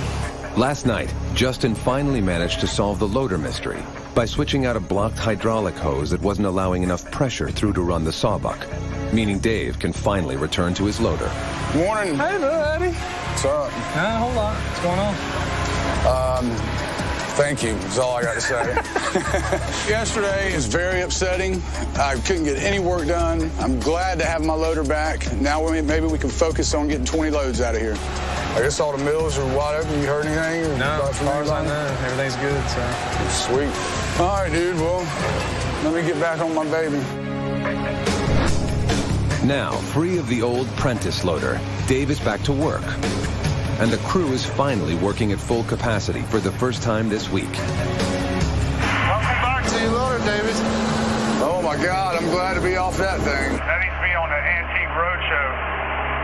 All right, man, let's get this job going. Them Fords, jam it out today. Not far away, Bobby has been furiously working on the new road, needing to make up lost ground for the slow week. I got a lot of work to do, and I really got to get on and start getting it done. And the rest of the crew is ready to crank up their efforts to try and reach the coveted 100 load mark by week's end. All right, let's get some wood out now. But a new face on deck will mean a little more competition in the trucking department. Hey, how you doing? Ain't seen you in a while. Been a while. Doing all right? We actually had a contract truck to come in. This guy, his nickname's Redneck. He helped us up there at St. Paul. With both loaders back in action, Bobby has brought in Redneck, a contract trucker, to help them haul even more loads out of the swamp. It'll give the drivers, a boost. I mean, we got to get our production up. I mean, this track is too good not to get 20 loads a day. And, with him coming in and helping us, it'll keep the loaders called up and it'll make our drivers tighten up a little bit if they think they got a little competition. But more competition doesn't make everyone happy. We got another truck in here today helping us, but it really didn't need him. Every load he gives, that's a load somebody else here ain't gonna get. It's gonna hurt us. Truck's coming out. Truck's coming out. Not far away, Bobby is on a roll, flattening out a surface for the road. What I'm trying to do, this is an old road bed that I think was here probably when they logged it last time. And we'll try to go down this side right here and just make it a little bit wider for us and get through that mud. There's some pretty good sand under there. And that's what I'm trying to do, is just build it up wider. The threat of rain in these hot, humid conditions is constant. So the sooner Bobby can finish the road, the better.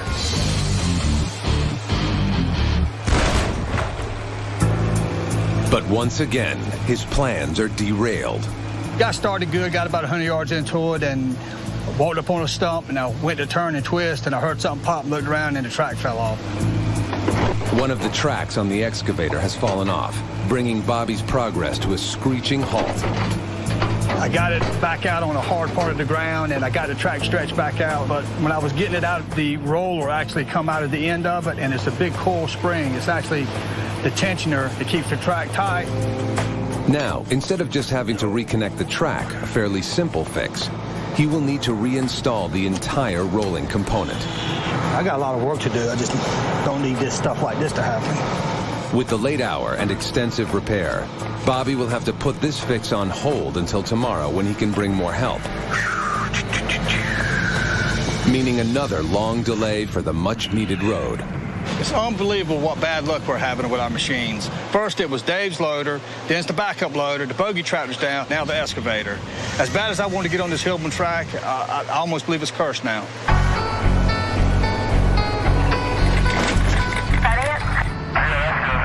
Thanks, guys. With their first decent day of production in a while coming to a close, Where at? Bobby receives more bad news from the mill about a partial shutdown tomorrow. Apparently they got, the chipper went down for some reason or another, and all they want is tree-length pine and tree-length hardwood, which is going to hurt us unless we can find some long, pretty wood out there, because all we got is cut-up wood. The mill's chipper grinds up the shorter quality hardwood logs that are 90% of Bobby's business. With the chipper down, the mill will only be accepting tall, uncut timber up to 60 feet in length, which is not as common on the Hilburn tract, meaning production for Bobby's crew will take yet another hit. They're not taking cut up tomorrow. They're not taking no cut up tomorrow at all. M.O. What's up, Dave? Shutting her down. Hope your day went better than mine. Well, we got 20 out. That's 20? Yeah. Good. Did you get to work from the mill? No, what's going on? Apparently the chipper's gone down, and they don't want nothing but tree-length pine and tree-length hardwood tomorrow. That could be a problem. 20 loads is our minimum, so we did okay. But with the mill partial shutdown and machine trouble, it's just not looking good for us overall. We're just going to have to stay focused and try to get out as much wood as we can. See you, Dave. All right, Bob.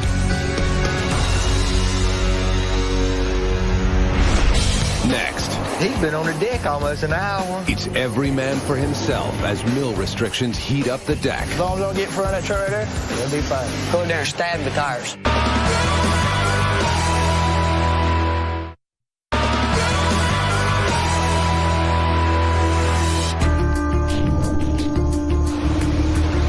Early, we need as much tree length as you got out there.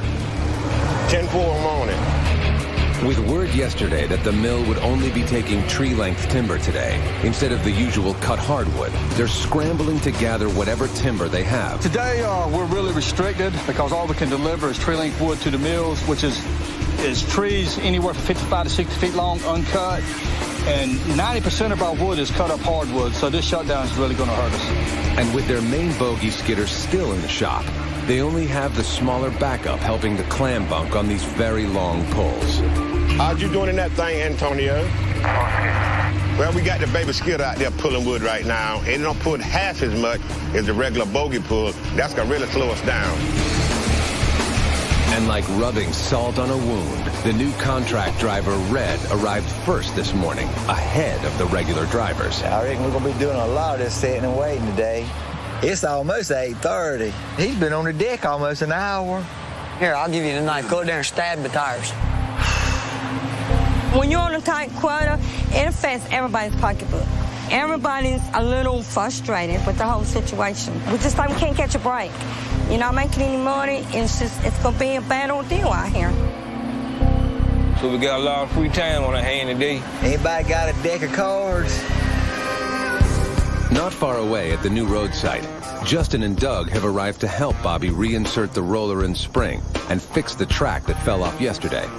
God, it's so hot. Justin and Doug are really good mechanics, so hopefully we can figure this thing out and get it working. I still got a lot of work to do on the road, and with the way the things are going and our luck, we're probably going to need it done soon. We got to make sure we line up that end to what it looks like in that hole.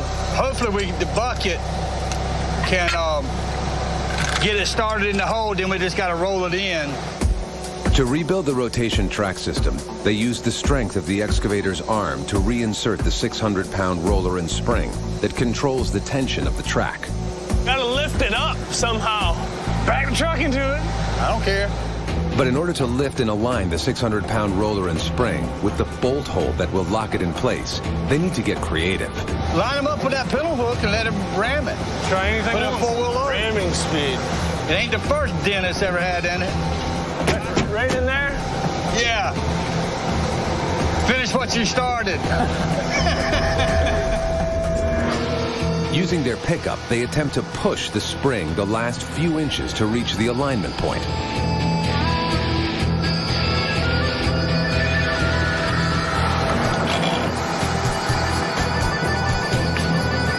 That's it! Yay! Now, reconnecting the track and tightening the bolts are all that remain between Bobby and getting back to work. Dang, that's a long track. At least I can get back on the road. I'll knock a good dent in it. All right, y'all be careful. All right. Back at the deck, loads of tree-length wood slowly trickle out. Truck coming out! It is slow compared to what it is on a normal day, but we just had to take it like it is, riding around, just trying to make a few dollars. Don't feel the best word is heat. I think this heat about took everything out of everybody. And with guaranteed low load counts, the griping has spread about the added competition. I heard there's a little bit of trouble down here in the woods. Oh, yeah. Yeah, some of them don't like it, sure is it? As long as we don't get in front of that truck right there, they'll be fine. Yeah, I heard a few of the drivers don't appreciate me being here. And one man can't pull all the wood. Them boys need to get out of my way this time.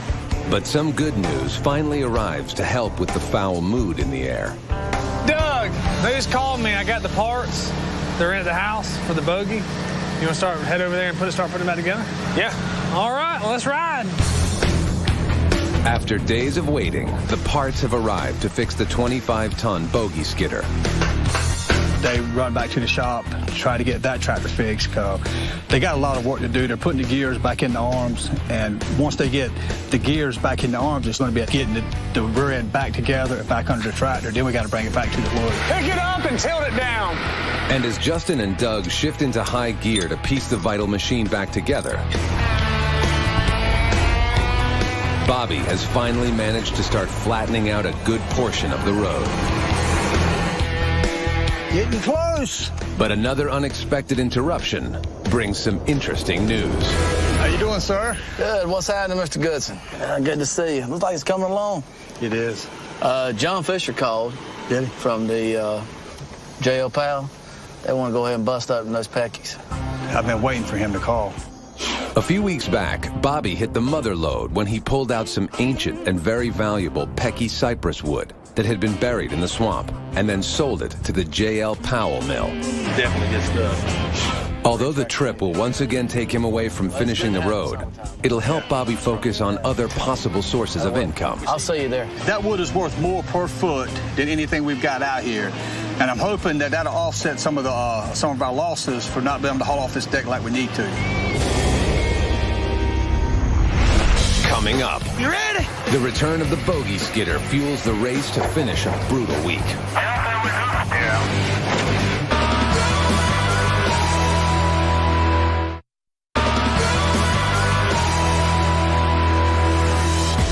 Bobby has arrived for his visit to the J.L. Powell mill with Corbett timber buyer Leslie Davis. How are you? Today, the mill's beginning to process some of the ancient Pecky cypress logs Bobby dug up out of the swamp a few weeks ago. These are some that have been buried in the mud for no telling how long, and which we've seen it before. We just figured it was waste wood, but we're going to go see what kind of wood can come out of trees that's been buried in the mud for several hundred years. You'll make flooring with this? Most likely it'll be a plank floor, and then whoever orders it, they'll want accessory items to go with it. J.L. Powell Company here is kind of what we would refer to in the industry as a boutique mill. We deal with wood from the original virgin forests that were growing here when Columbus discovered America. These logs are an example of that. When Bobby had cut a piece of this timber out in the swamp, he found it full of wormholes, which can produce a unique look in the finished wood. It doesn't have the holes in it like I thought it would. No, it's much more solid material than we realized. Despite minimal defects in this wood when it was originally cut, probably after the Civil War, loggers passed it by. That's evidence of Pecky right there. That's why these logs were left in the damn swamp to begin with. These logs are extremely rare, possibly from trees that were 1,000 years old when they were cut down.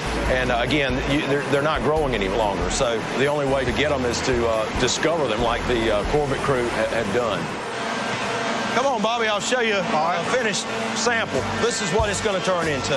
And the mud and the water has given it this distinctive green color. That's what happens with it. That is pretty. That old cypress made about the prettiest final product that I've ever seen.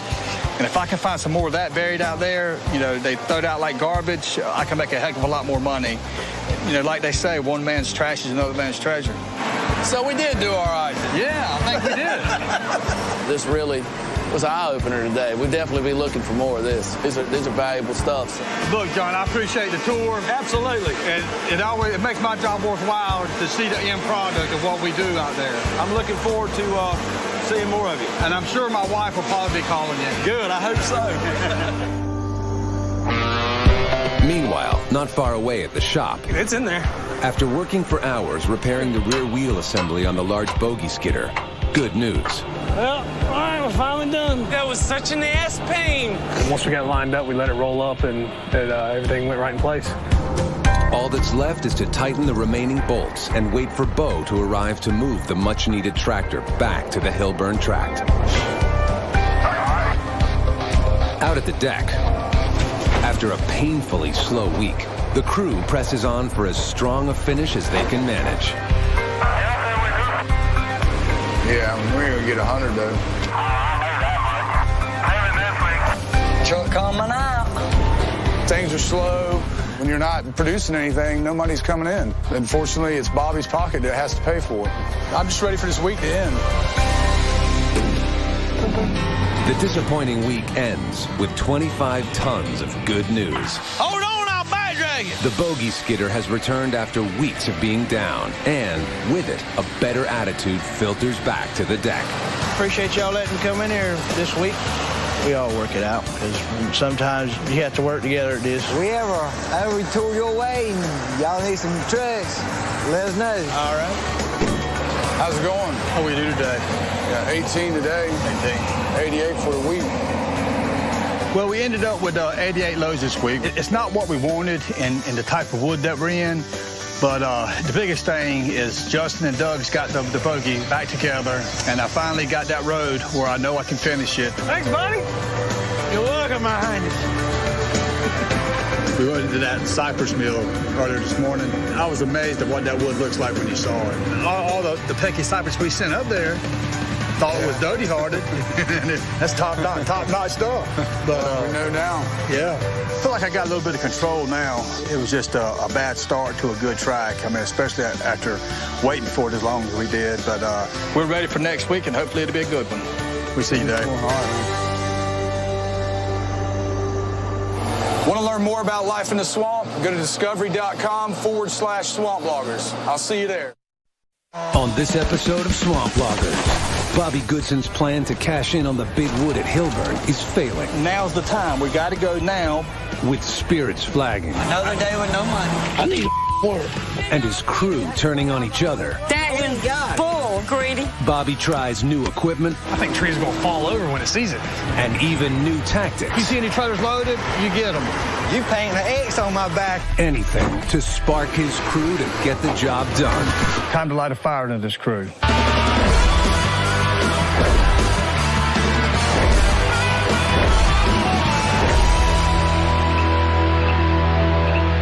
Gotta have 20 today.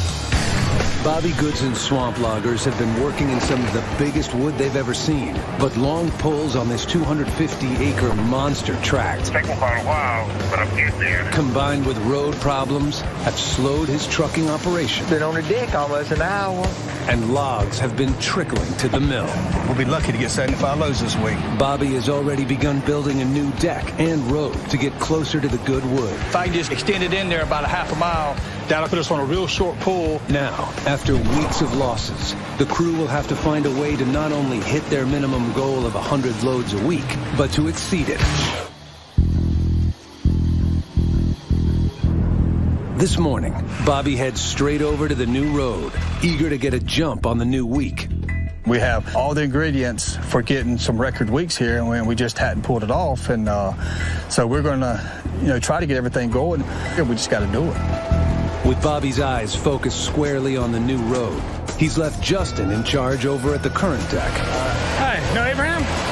Abraham in here? And his week has already started off badly. A few key members of the team are missing in action. We got plenty of wood piled up behind us, so everybody's wide open, wondering where some of the trucks are this morning. Yeah, even Bobo was sick. Monday's starting off kind of slow. Dad owns 3 of our trucks, and I own the other 3. And my dad's trucks are the only ones here. Bobo was sick, and Wayne had to go carry a rental car back, and EJ's truck's down. Where's all the trucks? EJ's truck is back in the shop, so it'll be down the rest of the week. It's really aggravating having 3 trucks out of action. You know, it's never good, especially as much problems as we had getting the wood out of here. With half their trucks missing today, it could mean a company loss of several $1,000s. Last week, they only delivered 88 loads to the mill, well short of the 120 loads Bobby was hoping for, a situation that directly impacts the truckers since they get paid by the load. It's a pretty bad deal that my truck's in the shop and all, because without my truck, I'm not making no money, so that means I can't pay no bills. But Justin has a plan that would help out both himself and EJ. I know Bo isn't going to like it, but I think I'm going to have to put EJ in his truck today. The drivers are kind of possessive about their trucks. Normally, I don't like to do that kind of thing, but with so many trucks out, it affects the whole crew, and I got to get something going. Where everybody at? I've seen all of Dad's trucks. I've seen none of mine. Let's go see if we can make your #1 truck driver mad. For EJ, driving Bo's truck even one day could help offset what will be a financially disastrous week, if he can get his hands on Bo's keys. Well, we get ready to watch Bobo jump up and down. Bo's wife, Angel, is outside when Justin and EJ pull into the driveway. I'm going to send the best set. I know. If you just get the keys from him. I know, but right away, you know, Angel come out and said Bo didn't want nobody in his truck. She went in and got him, and that's the last thing I wanted. Hey, if you're sick, stay in bed, dude. I need work. Well, I know, but if you're sick, ain't no sense in killing yourself. Feeling a little under the weather. I called Justin and told him to lay down for a couple hours, and next thing I know, I'm getting woke up that he's here with EJ to get the truck. I wanted to kind of, get a little sleep so I could, get up and go. Well, I know, that's fine. I didn't come to get you out of bed. I'm kind of funny about my truck and who drives it. Or about something happened to it, then I'd be out of work for a week or 2 or 3 weeks, whatever, so. I had no part of this. I like that thing driving mine and he's still in the shop. So I'm feeling bad, but I'm still going to go on to work now and be done with it. He decided to come to work. I don't want nobody driving my truck, so I can't really argue with that. With Bo's truck back on the road, EJ's hopes of earning a paycheck today are dimming. So I go back to twiddling my thumbs. Abraham's out, so you can help trim trucks the rest of the day if you want. Justin mentioned something about trimming the trailers. Nah, ain't gonna happen. Okay. I get to be a trim today. Come on, Oscar. Not surprisingly, EJ's empty wallet overrules his initial decision. I'm sure EJ's, just ecstatic about trimming up trucks. See, sucks. He won't trim up his own, much less trim somebody else's, so it's going to be an adjustment for him. But if he wants to get paid, he'll do it. The worst thing about trimming trucks is I don't like to get dirty. I'm covering red bugs already, and I'm itching. This sucks. You hug. You just ain't good for much, are you? Nope. Only thing I know how to do is drive a truck and run my mouth. Oh, there's a truck. Damn it.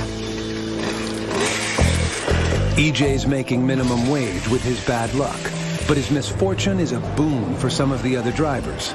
Each of the truckers, except Joy, has an extra trailer called a spot trailer. When all the drivers are off the deck delivering wood to the mill, Bobby can keep the loaders going by having them load the extra trailers. All right, Oscar, you're good to go. Oscar then spots the trailer down the road. In turn, when trucks are stacked up at the deck, a driver can drop his empty trailer and pick up the full spot trailer and take it to the mill instead. A spot trailer can get you at least 1 extra load a day. That's 5 extra loads a week, even more than that if you're lucky. For Bobby, that could translate to over 25 loads a week. It really does help, and sometimes that's the difference in making money and losing money. With EJ's truck out of commission, his 2 trailers need to be hauled by the rest of the fleet if the crew hopes to reach that lucrative 120 loads this week. So other hungry drivers have swooped in for the kill. Justin said if I want to pull one of his trailers, I could, so I've been pulling it all day. Bo's got the other one. And I'm going to grab his trailer and run back up the turnbull right quick. Maybe we can get a chance to load the trailers back this afternoon. That way we keep load count up while he's out. For Bo, the turn of events couldn't be sweeter. His decision to come to work, despite his illness, is paying off in spades. Out in the swamps, the loggers aren't having the banner day Gary and Bo are. The extra-large timber is forcing Simitrio to make multiple cuts to bring down the giant trees, slowing the veteran feller down considerably. Yeah, go ahead, Dave. For the loggers, it's the size of the tract itself that's causing delays. Man, we pull it from all the way in the back here.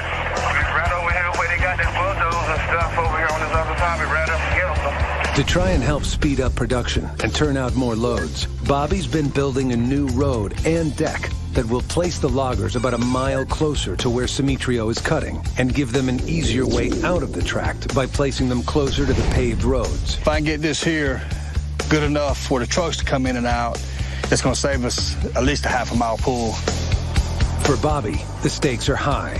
When this road opens, each of the company's 6 trucks can easily deliver another load a day. So every day it's not in operation, he's losing over $4,000. How deep you got the sand right there? We got to build it up more. You got enough down there right behind you? I mean, it's not very thick. Bobby initially thought he could finish the road in a few days, but almost 2 weeks later, he's still at it.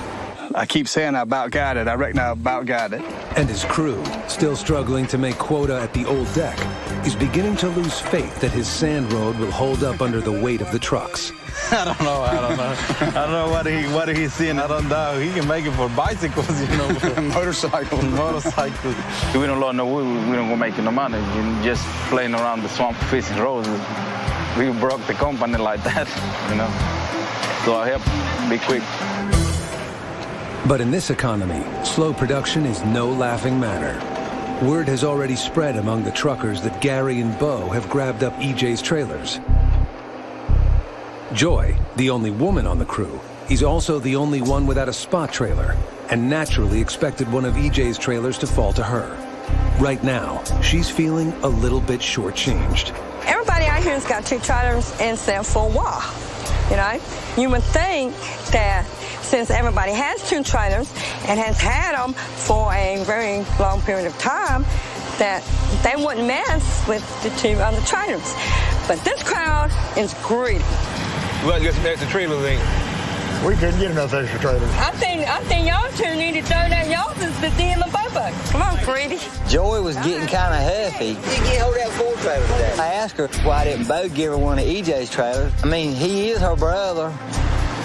I think it upset her. Man, you're just a man, greedy. I don't even want to hear you and Bubba go there about one of y'all getting one more extra trailer. That is full. That is full. I don't want to hear neither one of y'all talk about the other one being greedy, because that shoe fits both of y'all. Joy's upset with both Gary and Bo, but right now, Gary's the only target in sight. When I leave the house in the morning, I'm going to go just as hard as I can go until I get home that night. That's the way I've always worked, and that's the way I'm going to always work. I'm going to unload 5 trailers every evening, Joy. If I got 10 trailers, I'm going to unload them. That's the way I am. Don't talk about nobody else having 3 trailers when you're just as bad.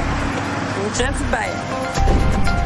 Despite the truck wars on the other deck, Bobby and Justin have to stay focused on finishing the new road. I don't care who pulls them, as long as they get pulled. I just want to get wood hauled. I don't care who pulls them.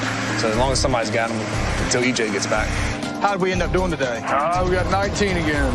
And despite the earlier truck shortage, hauling EJ's trailers has saved them for today. Well, at least we're holding steady, ain't going the other way. Coming up next, want to get your new truck. The loggers try to beef up their fleet. No, something's not right. The truck shouldn't heat up that quick. And later, a desperate Bobby plays his crew against each other. If the trucks are an issue, tell them to tighten up. It should take them 3 or 4 minutes to load y'all. That's going to be trouble.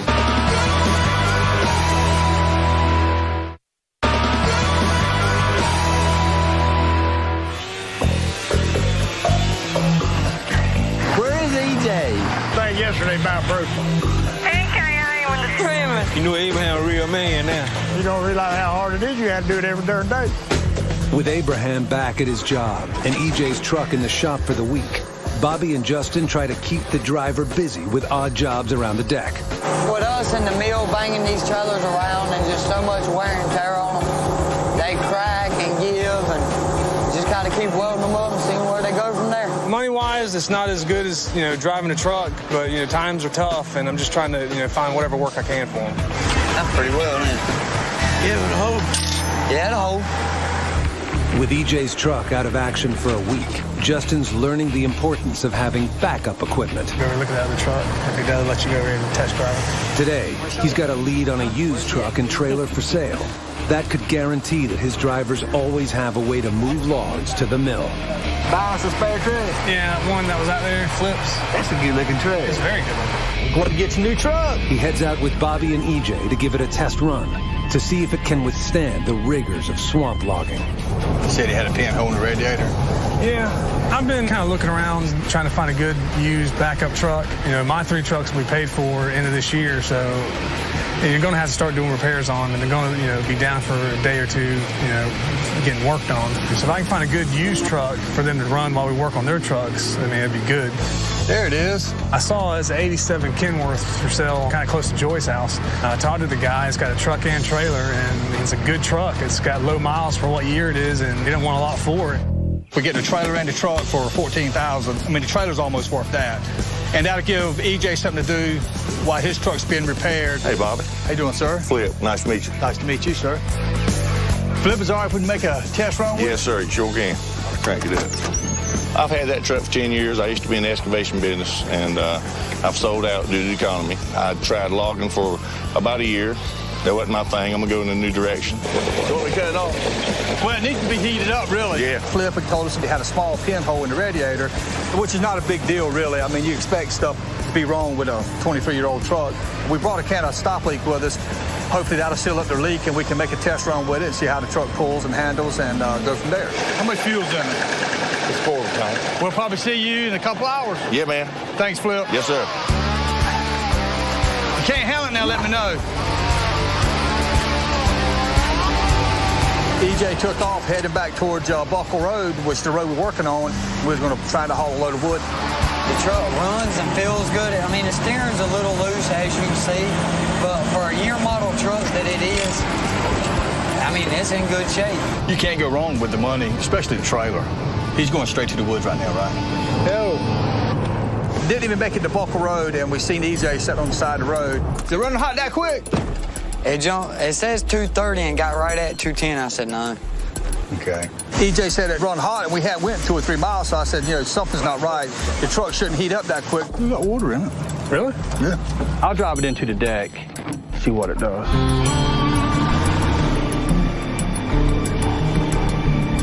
When you try to test drive something, you want to go ahead and rev it up a little bit to make sure it is what it is. And I went ahead and took off like I would drive anything of my own. I revved it up, shifted gears, and I probably didn't make 3 miles, and it started heating up again.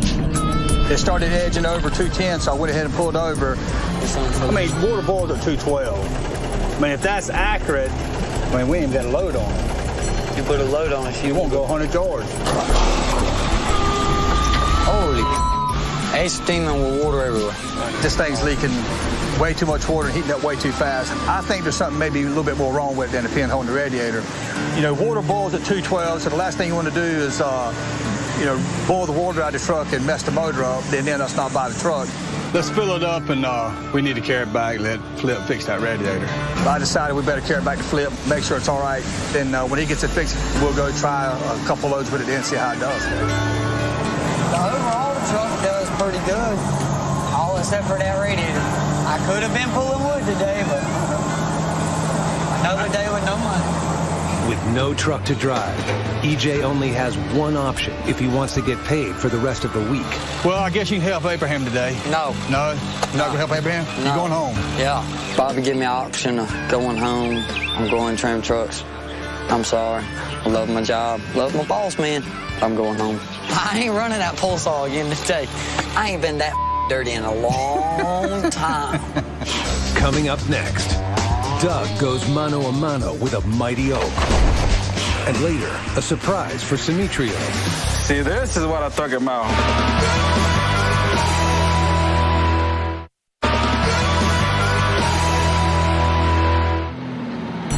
Tell you what, I don't like the looks of this. It's starting to get a little messy out here. After a few dry days during the normally wet summer season, seasonal showers have returned with a vengeance. There's rain coming, come on. Adding to Bobby's woes. Got 14 today. Hitting the deck off and on over the course of 2 days, the rain slows the already underproducing crew. Bring me some popcorn? Nah. Oh, say, I thought I'd catch a movie. By Thursday, they can only count 81 loads delivered to the mill. This morning, with the swamp drying out once again, Bobby heads over to check on the condition of the road by the new deck, concerned that the recent rainstorms could have set back his efforts. This part here I knew was going to be a bad section, but it's tighter than I thought it was going to be after that rain we had. Let this thing dry a little bit more and I can take that bulldozer, get it leveled off and smoothed out. Should be ready for a truck. For Bobby, this new road could put an end to low load counts and daily losses in the thousands. That is, if it dries and hardens enough before they're done with this tract. If our production doesn't pick up and we stay at 18, 20 loads a day, we're going to lose money, you know. But if we can get over here and get our production up, 25, 30 loads a day for a week or two, it'll be worth every minute I put on this road. But still got a lot of ifs, but got to have a plan, so that's what it is. Out in the swamp, Simitrio, still battling the oversized timber, is slowly making his way back to the deck, having given up on some of the more expansive trees. I left some big trees over here because my head is so small. And some of these trees over here in the hill, they're oak trees. So you don't cut all the way through the old tree and you're pushing them. You can knock them off, but they go split in half. And then you're no good for nothing, not even the paper mill take it because it's too big. Hey, Justin. Hey, buddy. I get ready to go on the other side. Okay. So what are we going to do with these big trees? Whatever ones you can't cut, we can get Doug to cut them. Doug, a mechanic by trade, has become Bobby's go-to man when it comes to the dangerous task of cutting down the monster trees too big for the fella to handle. It's dangerous. It's really dangerous. You have to be on your A game. Doug first cuts a series of small wedges to weaken the tree on one side. After I make my wedge cut, I do a straight back cut through the other side of the tree. You need to stick with the tree and keep cutting through, because if you don't, it'll pull the heart out of the tree, and that's not worth as much.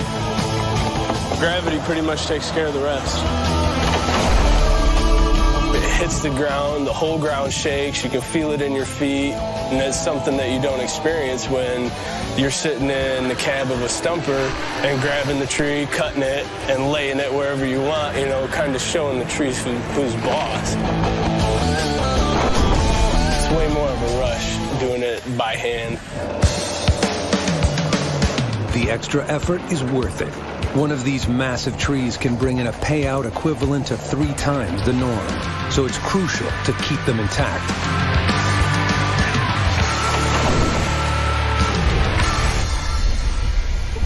With the logging crew rapidly finishing up this section of the tract, this week ends short of their minimum 100-load goal yet again. And Bobby heads back to the deck to consult with Dave about how they can increase production. I've been trying to think of what we can do, man. Dave has his own theory about why they're not meeting their goals. Now, it just might be me saying that. I don't know if everybody on the driving side is working together or doing it, I know doing what they can. Right. Has all the trailers been unloaded? No. The trucker's last load of the day should be their parked spot trailer. Even if the loaders are gone, it can be picked up and delivered to the mill, guaranteeing Bobby an additional 5 loads a day. If a loaded trailer is still sitting on the road when the crew arrives the next morning, somebody's dropping the ball. But when I got here this morning, Monkeys was loaded with pulpwood. He come rolling in at 9:30 because he dropped some hooks, doesn't say anything to anybody. Is he the only one that's leaving them loaded? Wayne will leave his, too. From what Dave was telling me, I realized that some of the drivers were trying to hurry up and get home and not pick up their last spot trailer at night. That alone is costing us several loads of wood. It's just, if they all had the mentality of Gary, I don't care which mill it is that it's going to. Gary's got all this stuff unloaded by 6:30 at night. He'll come get it, and he'll be at both those mills when they open the gates. Now's the time. We got to go now because next month or next week we might not be able to, and then they're going to look at me. Well, what are we going to do? We got nothing to haul. Well, now's the time we got to haul it. Gary! So I decided it's time to light a fire into this crew. Gary! How many loads you get this week? This will be number 25. Well, look, Gary, I really appreciate the hard work. Okay, well, I'm glad somebody does, because I fought Joy all week about pulling this extra trailer. Well, look, I'll tell you something else I want you to do. If you see any trailers loaded, if they're not going to unload them, you got open door on it. If they're there, you can unload them. You painting an X on my back, ain't you? No, but we spot them out there to get the loads hauled, and there's no reason for us to be floundering around 19, 20 loads a day on this tract of wood here as far as the wood is. Well, then you know I'll do it. I know it. And if you see them out there, you get them. Okay. You just tell them to call me if they got any questions. Okay, I'll do it. All right, buddy. We'll see you, Gary. You got my back. I got your back. Okay, good enough. Bobby just surprised me. He told me that I had free run to go unload them, and he had my back when I did it, so I guess it's on now. All right, everybody. Bobby give me free rein to get any of them trailers out there y'all leave in here tonight, sir. I'm hungry, so you might well go ahead and get them out later. I'm going to do it for you. I don't want to do that, but the guys also know when we got a chance to move the wood, we got to move it because we don't know what tomorrow holds. Hopefully they'll get the message, and we're going to keep trying. Since Goodson's all-terrain began, Bobby and Justin have spent $617,000 on logging trucks and trailers. Bobby's first brand-new truck was bought for $37,000 in 1979. Now, a brand-new truck would cost Bobby close to $125,000.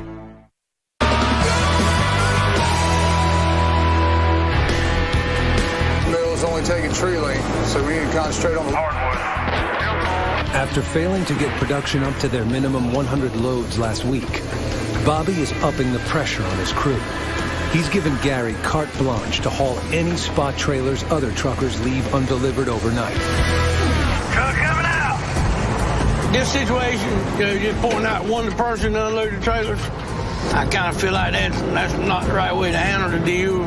Could cause some animosity or hard feelings towards each other. And us out here working as one big family like we do, I mean, we don't need all that. When you get paid by the load, every load counts. And I give the boys a hard time about them having two trailers and me having one. You know, got to look out for number one out here. This kind of put me on the spot with the drivers. A lot of them had a little something to say about it, but I have to do what Bobby said because he's the boss. So far, I hadn't had to do it, but I noticed there was a trailer in here this morning, but it had flat tires on it, or I probably would have had to take it and go.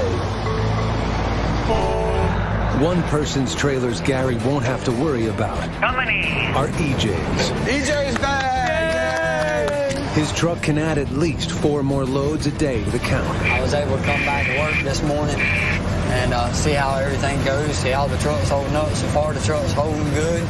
It's doing good, so maybe we'll make a little bit of money now that I'm finally back to work. Out in the swamps, Simitrio continues his battle with the trees. The big wood is still pushing his feller to its limits, forcing him to make multiple cuts in order to bring down the 2-ton giants. By mid-morning, he heads back into the deck for a consult with Bobby. Your head ain't big enough, is it? No, she's having a hard time to cut these big trees. Is it stopping going in it, or is it just won't fit in it? She don't fit in it. Some of these trees are just hitting it. The blade not even touching it. You know, just... If you're not careful, you'll bust the trees with it. But you'll cut into it and won't cut it off, and while you're waiting for it to build up, it'll fall over or something. But those big bells, they only go about halfway, so the rest I had to push it in. When I push it in, they broke. Yeah. But then they crack, they're messing the log up. Yeah. Because it's the only way I can stump it. It's almost about 50% about the size that they don't fit in the can. Yeah. Bobby will have to start testing new feller heads better suited for the job. Sometime this week, we're expecting a 28-inch feather head to be delivered, which is a massive head. One he's running now is a 23-inch. So they make it bigger? Way bigger. So we're hoping this is going to split his cutting time in half. If you want to, I know we don't normally do it, but some of the bigger ones just cut around them, and we get that big head on there. That's what we're going to try to see how it handles the big trees. Now they have no choice but to wait for the new feller head to arrive. Coming out, Bobo. 3 days into the new week, the crew has been pushing hard, but load counts are still not up, and the crew is facing the prospect of yet another disappointing week. The good news is that over on the new deck, after 3 weeks of hard work, Bobby is finally ready to test his new road, and EJ is pressed into extracurricular service one more time. Today I hooked to the flatbed and move a load of mats over here to the other side so they could try to mat the new road, see if it'll hold up, see if we can go ahead and get on it and get busy. This will be the first time a loaded semi attempts to drive on Bobby's road.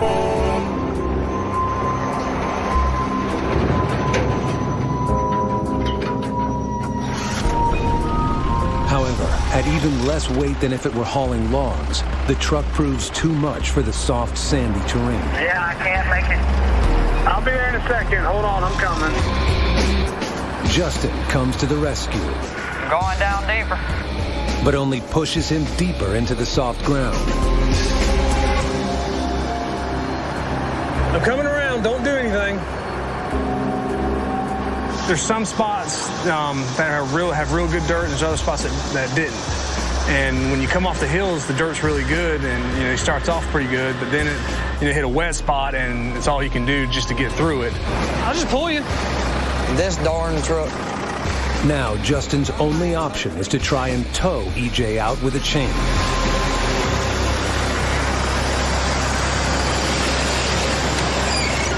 There you go. The very real risk of this road not supporting fully loaded 84,000-pound log trucks hits home. If the road doesn't work, it's just been a waste of time and money, and we'll have to do something else, but it might be a colossal waste of time. All right, well, I'm out of here. Later. Having survived the road test mostly intact, EJ bails out, and now that his truck is a few tons lighter, he safely heads back to hauling logs from the main road. Now that Bobby has failed his first test, he'll have to shore up the road by packing down more sand, laying down mats, and filling in any trouble spots with loose hay. He only stops to check in on his other concern. How'd y'all end up doing today? The daily load count. We wound up with 17. Okay. Again, under 20 loads and facing a loss of $8,000 in revenue this week, Bobby will have to make a change. I've been preoccupied with this road over here trying to get it fixed, but we're suffering a little bit. Got to hurry up and get done with this so I can go over there and see what's going on, because we're just not getting out what we should be getting out in this type of timber. All right, buddy. See you in the morning. Bye.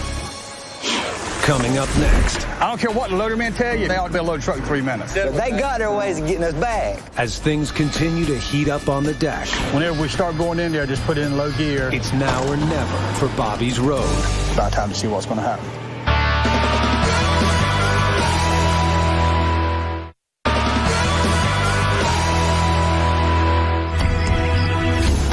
The swamp loggers are on a tract of land that should be bringing in huge profits. Instead, they're lagging behind and losing morale. This morning, Bobby is determined to get the team back on track, hauling at least 20 loads a day. Guys, girls, come here a second. We've been trying to figure out what we can do to get some 100-load weeks out of here. We need to make sure that we get our trailers unloaded in the evenings. We got to break this cycle. I wanted to get some 100-load weeks in while I was on this track, and so far I don't think we've hit it nary a time since we've been here. I don't care what the loader men tell you. If y'all don't get back here by 10 minutes to 5, 5 minutes to 5, come back here, because they ought to be able to load a truck in 3 minutes. Bobby tries to push the truckers to work a little later. That's going to be trouble. Well, tell them to call me. And then we can't get our truck. It's like I loaded, come off there at 5 minutes after 5 yesterday. Abraham didn't want to trim the truck over. I'll take care of that. But their experience has shown the loaders won't likely cooperate. It should take them 3 or 4 minutes to load y'all, 5 minutes at the most. So. Oh, you want to see how long it takes to load a truck? You back in there at 5 minutes to 5. That's what I know. You see how long it takes to load a truck? So they got their ways of getting us back. When we're loading our, if we push them past 5, then that puts them a lot later getting home. You're going to have our back. I got your back. All right. Because I know the person that signs the checks. I want to piss on loading me at all because, you know, we depend on them to get the good loads. You don't always get them, but, you don't want to end up with the bad load every time neither. All right. So y'all be careful, be safe, and good day today. All right. We'll see y'all. It's disappointing because this is a good track. We waited a long time to get here, and we haven't accomplished anything. As part of his plan, Bobby tries a different strategy for his pep talk with the loaders, making them take ownership in moving truckloads out. Is there anything we can do to speed the process up? We got enough trucks, or? I mean, you see what we have on the deck. There's only a few pulls drop down behind us. If the trucks are an issue, tell them to tighten up. I mean, make sure they get unloaded, because I told Gary the other week, if there's any trailers out there that ain't gonna be unloaded, that he'll unload. Yeah. Let's put the heat on it. All right? All right, man. We'll see y'all guys. Yeah. As the boss, sometimes I have to play one side against the other. As far as I'm concerned, it's no harm if it works, because everybody benefits at the end. Have you had to pick up any trailers yet? No, I think he tightened them up a little bit. You stay on top of them, all right? You're going to be the watchdog. Now that he's fueled the fire in all directions on this deck, Bobby is about to have a trial by fire on his new deck. Probably get you to help us carry that loader around there with the autocar. Today, they're going to try and move a 22-ton loader into position. Let's see how it holds up. Which means the combined weight of the loader and truck hauling it will be near 90,000 pounds. Going to get me to pull the loader down the road and see how it holds. But I don't know. I don't think they're going to hold it. It might hold. It might fool me, but I went around there and looked at it. Kind of shabby. I'm going to run around there and get the dozer, and I'll meet you over there where the road gets kind of sandy. And whenever we start going in there, just put it in low gear, and I'll try to stay with you. We worked on it way longer than I anticipated, so it's about time to see what's going to happen. Truck coming out with the loader. Oscar hesitantly makes his way to the new improved road for its second ever test, with Bobby close behind just in case. The loader actually weighs more than a load of wood, so I felt like if we can pull that loader in here, we'll be okay with the truck going out. Trying to stay on the parts of the road that are already compacted down, he takes his time.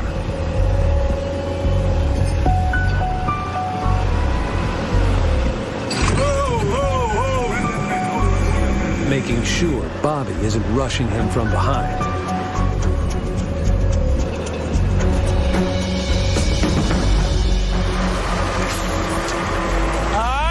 Fortunately, it seems the mats have done their job, and Oscar and the loader make it to the new deck without incident. It was in better shape than I thought it was.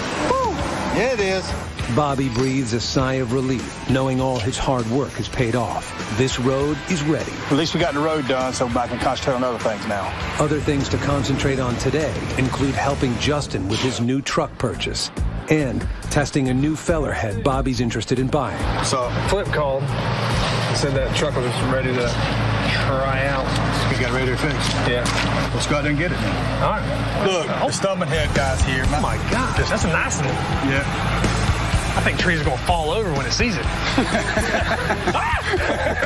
You and EJ, y'all go ahead and get the truck, and I'll stay here and get him going. Morning, sir. He's hoping the new head will be big enough to allow Simitrio to cut the larger trees. Man, that's a big one, ain't it? Oh, boy. Using a smaller head in some of this big wood, you guys are having to double and triple cut on these big trees, and it's kind of dangerous at the same time as having to move around a lot. When we can, hopefully we can get in and cut most of them with this one in a single cut. That bolt pattern you see right there is twice as big as the other head. Way bigger. Let me call Smitch on the radio and see where he's at. The head itself weighs about 9,600 pounds, and the disc is 28-inch cut. That's big. It's big trees that we're trying to take down in one shot, so it takes a lot of power to do that. The new feller head is easily 20% bigger, with much more cutting power, putting a smile on a veteran logger's face. Woo-hoo! See, this is what I'm talking about. Big old head. I'm going to throw in the big oak, and that's what I'm going to see is the cheese. As happy as Simitrio is to try a new cutter, EJ is equally thrilled at the possibility of getting a new truck and calls dibs on its trailer. Trailer is mine. He doesn't claim the trailer. The trailer is mine. You know, these guys are eyeing up a trailer to a truck I haven't even bought yet. What's up? Y'all doing? Good. So we just put a new radiator in it and it's ready to go. Now, they'll have to do the hard test, seeing if the truck can pull 50,000 pounds of timber. Yeah, if it pulls good and everything, I'll call you as soon as he gets back. Okay, Justin. Appreciate it. Yeah, man, appreciate it. Thank you. You're welcome. I'm hoping it's in better shape this time. We actually need it now. After a bad week, you know, it could really help raise the load count, but we'll just have to wait and see. Coming up next. You know what size it is? 42 foot. The fight over a new trailer heats up. This trailer's going behind the burgundy truck. See how mad I can make everybody else. Personally, I have to choke on it.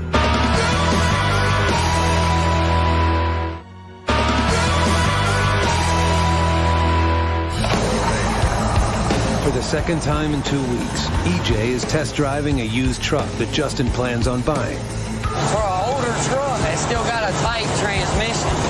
The true test for this truck is just seeing how it's going to do in the woods with a load on it. This 23-year-old truck would be used as a backup when one of the other trucks is down. But it's the trailer that comes with it that has EJ excited, and he's already making claims on it. This trailer's going behind the burgundy truck. See how mad I can make everybody else. Truck coming in, coming in, coming in. As EJ gets loaded, Wayne also starts eyeing the potential extra trailer. You know what size it is? What, about a 42 foot. I know these guys over there are thinking, who can get the new truck and trailer? Personally, I have to choke on it. Get out of my way, I'm coming out. Turn it on. Good. At the deck, Bobby is almost ready to test the new feller head he's interested in buying. Then we just got to do an RPM check. But first, they'll have to adjust the blade speed for maximum cutting efficiency. What we're trying to do here is we're going to check the RPM of the disc, then we stick this reflector tape on, and this photo tack will pick it up. It's got a laser sight on it, so I can aim at it and figure out what the RPM of the disc is. The RPM monitor can tell the precise rotational speed by monitoring the movement of the reflective tape. Yeah, we're good.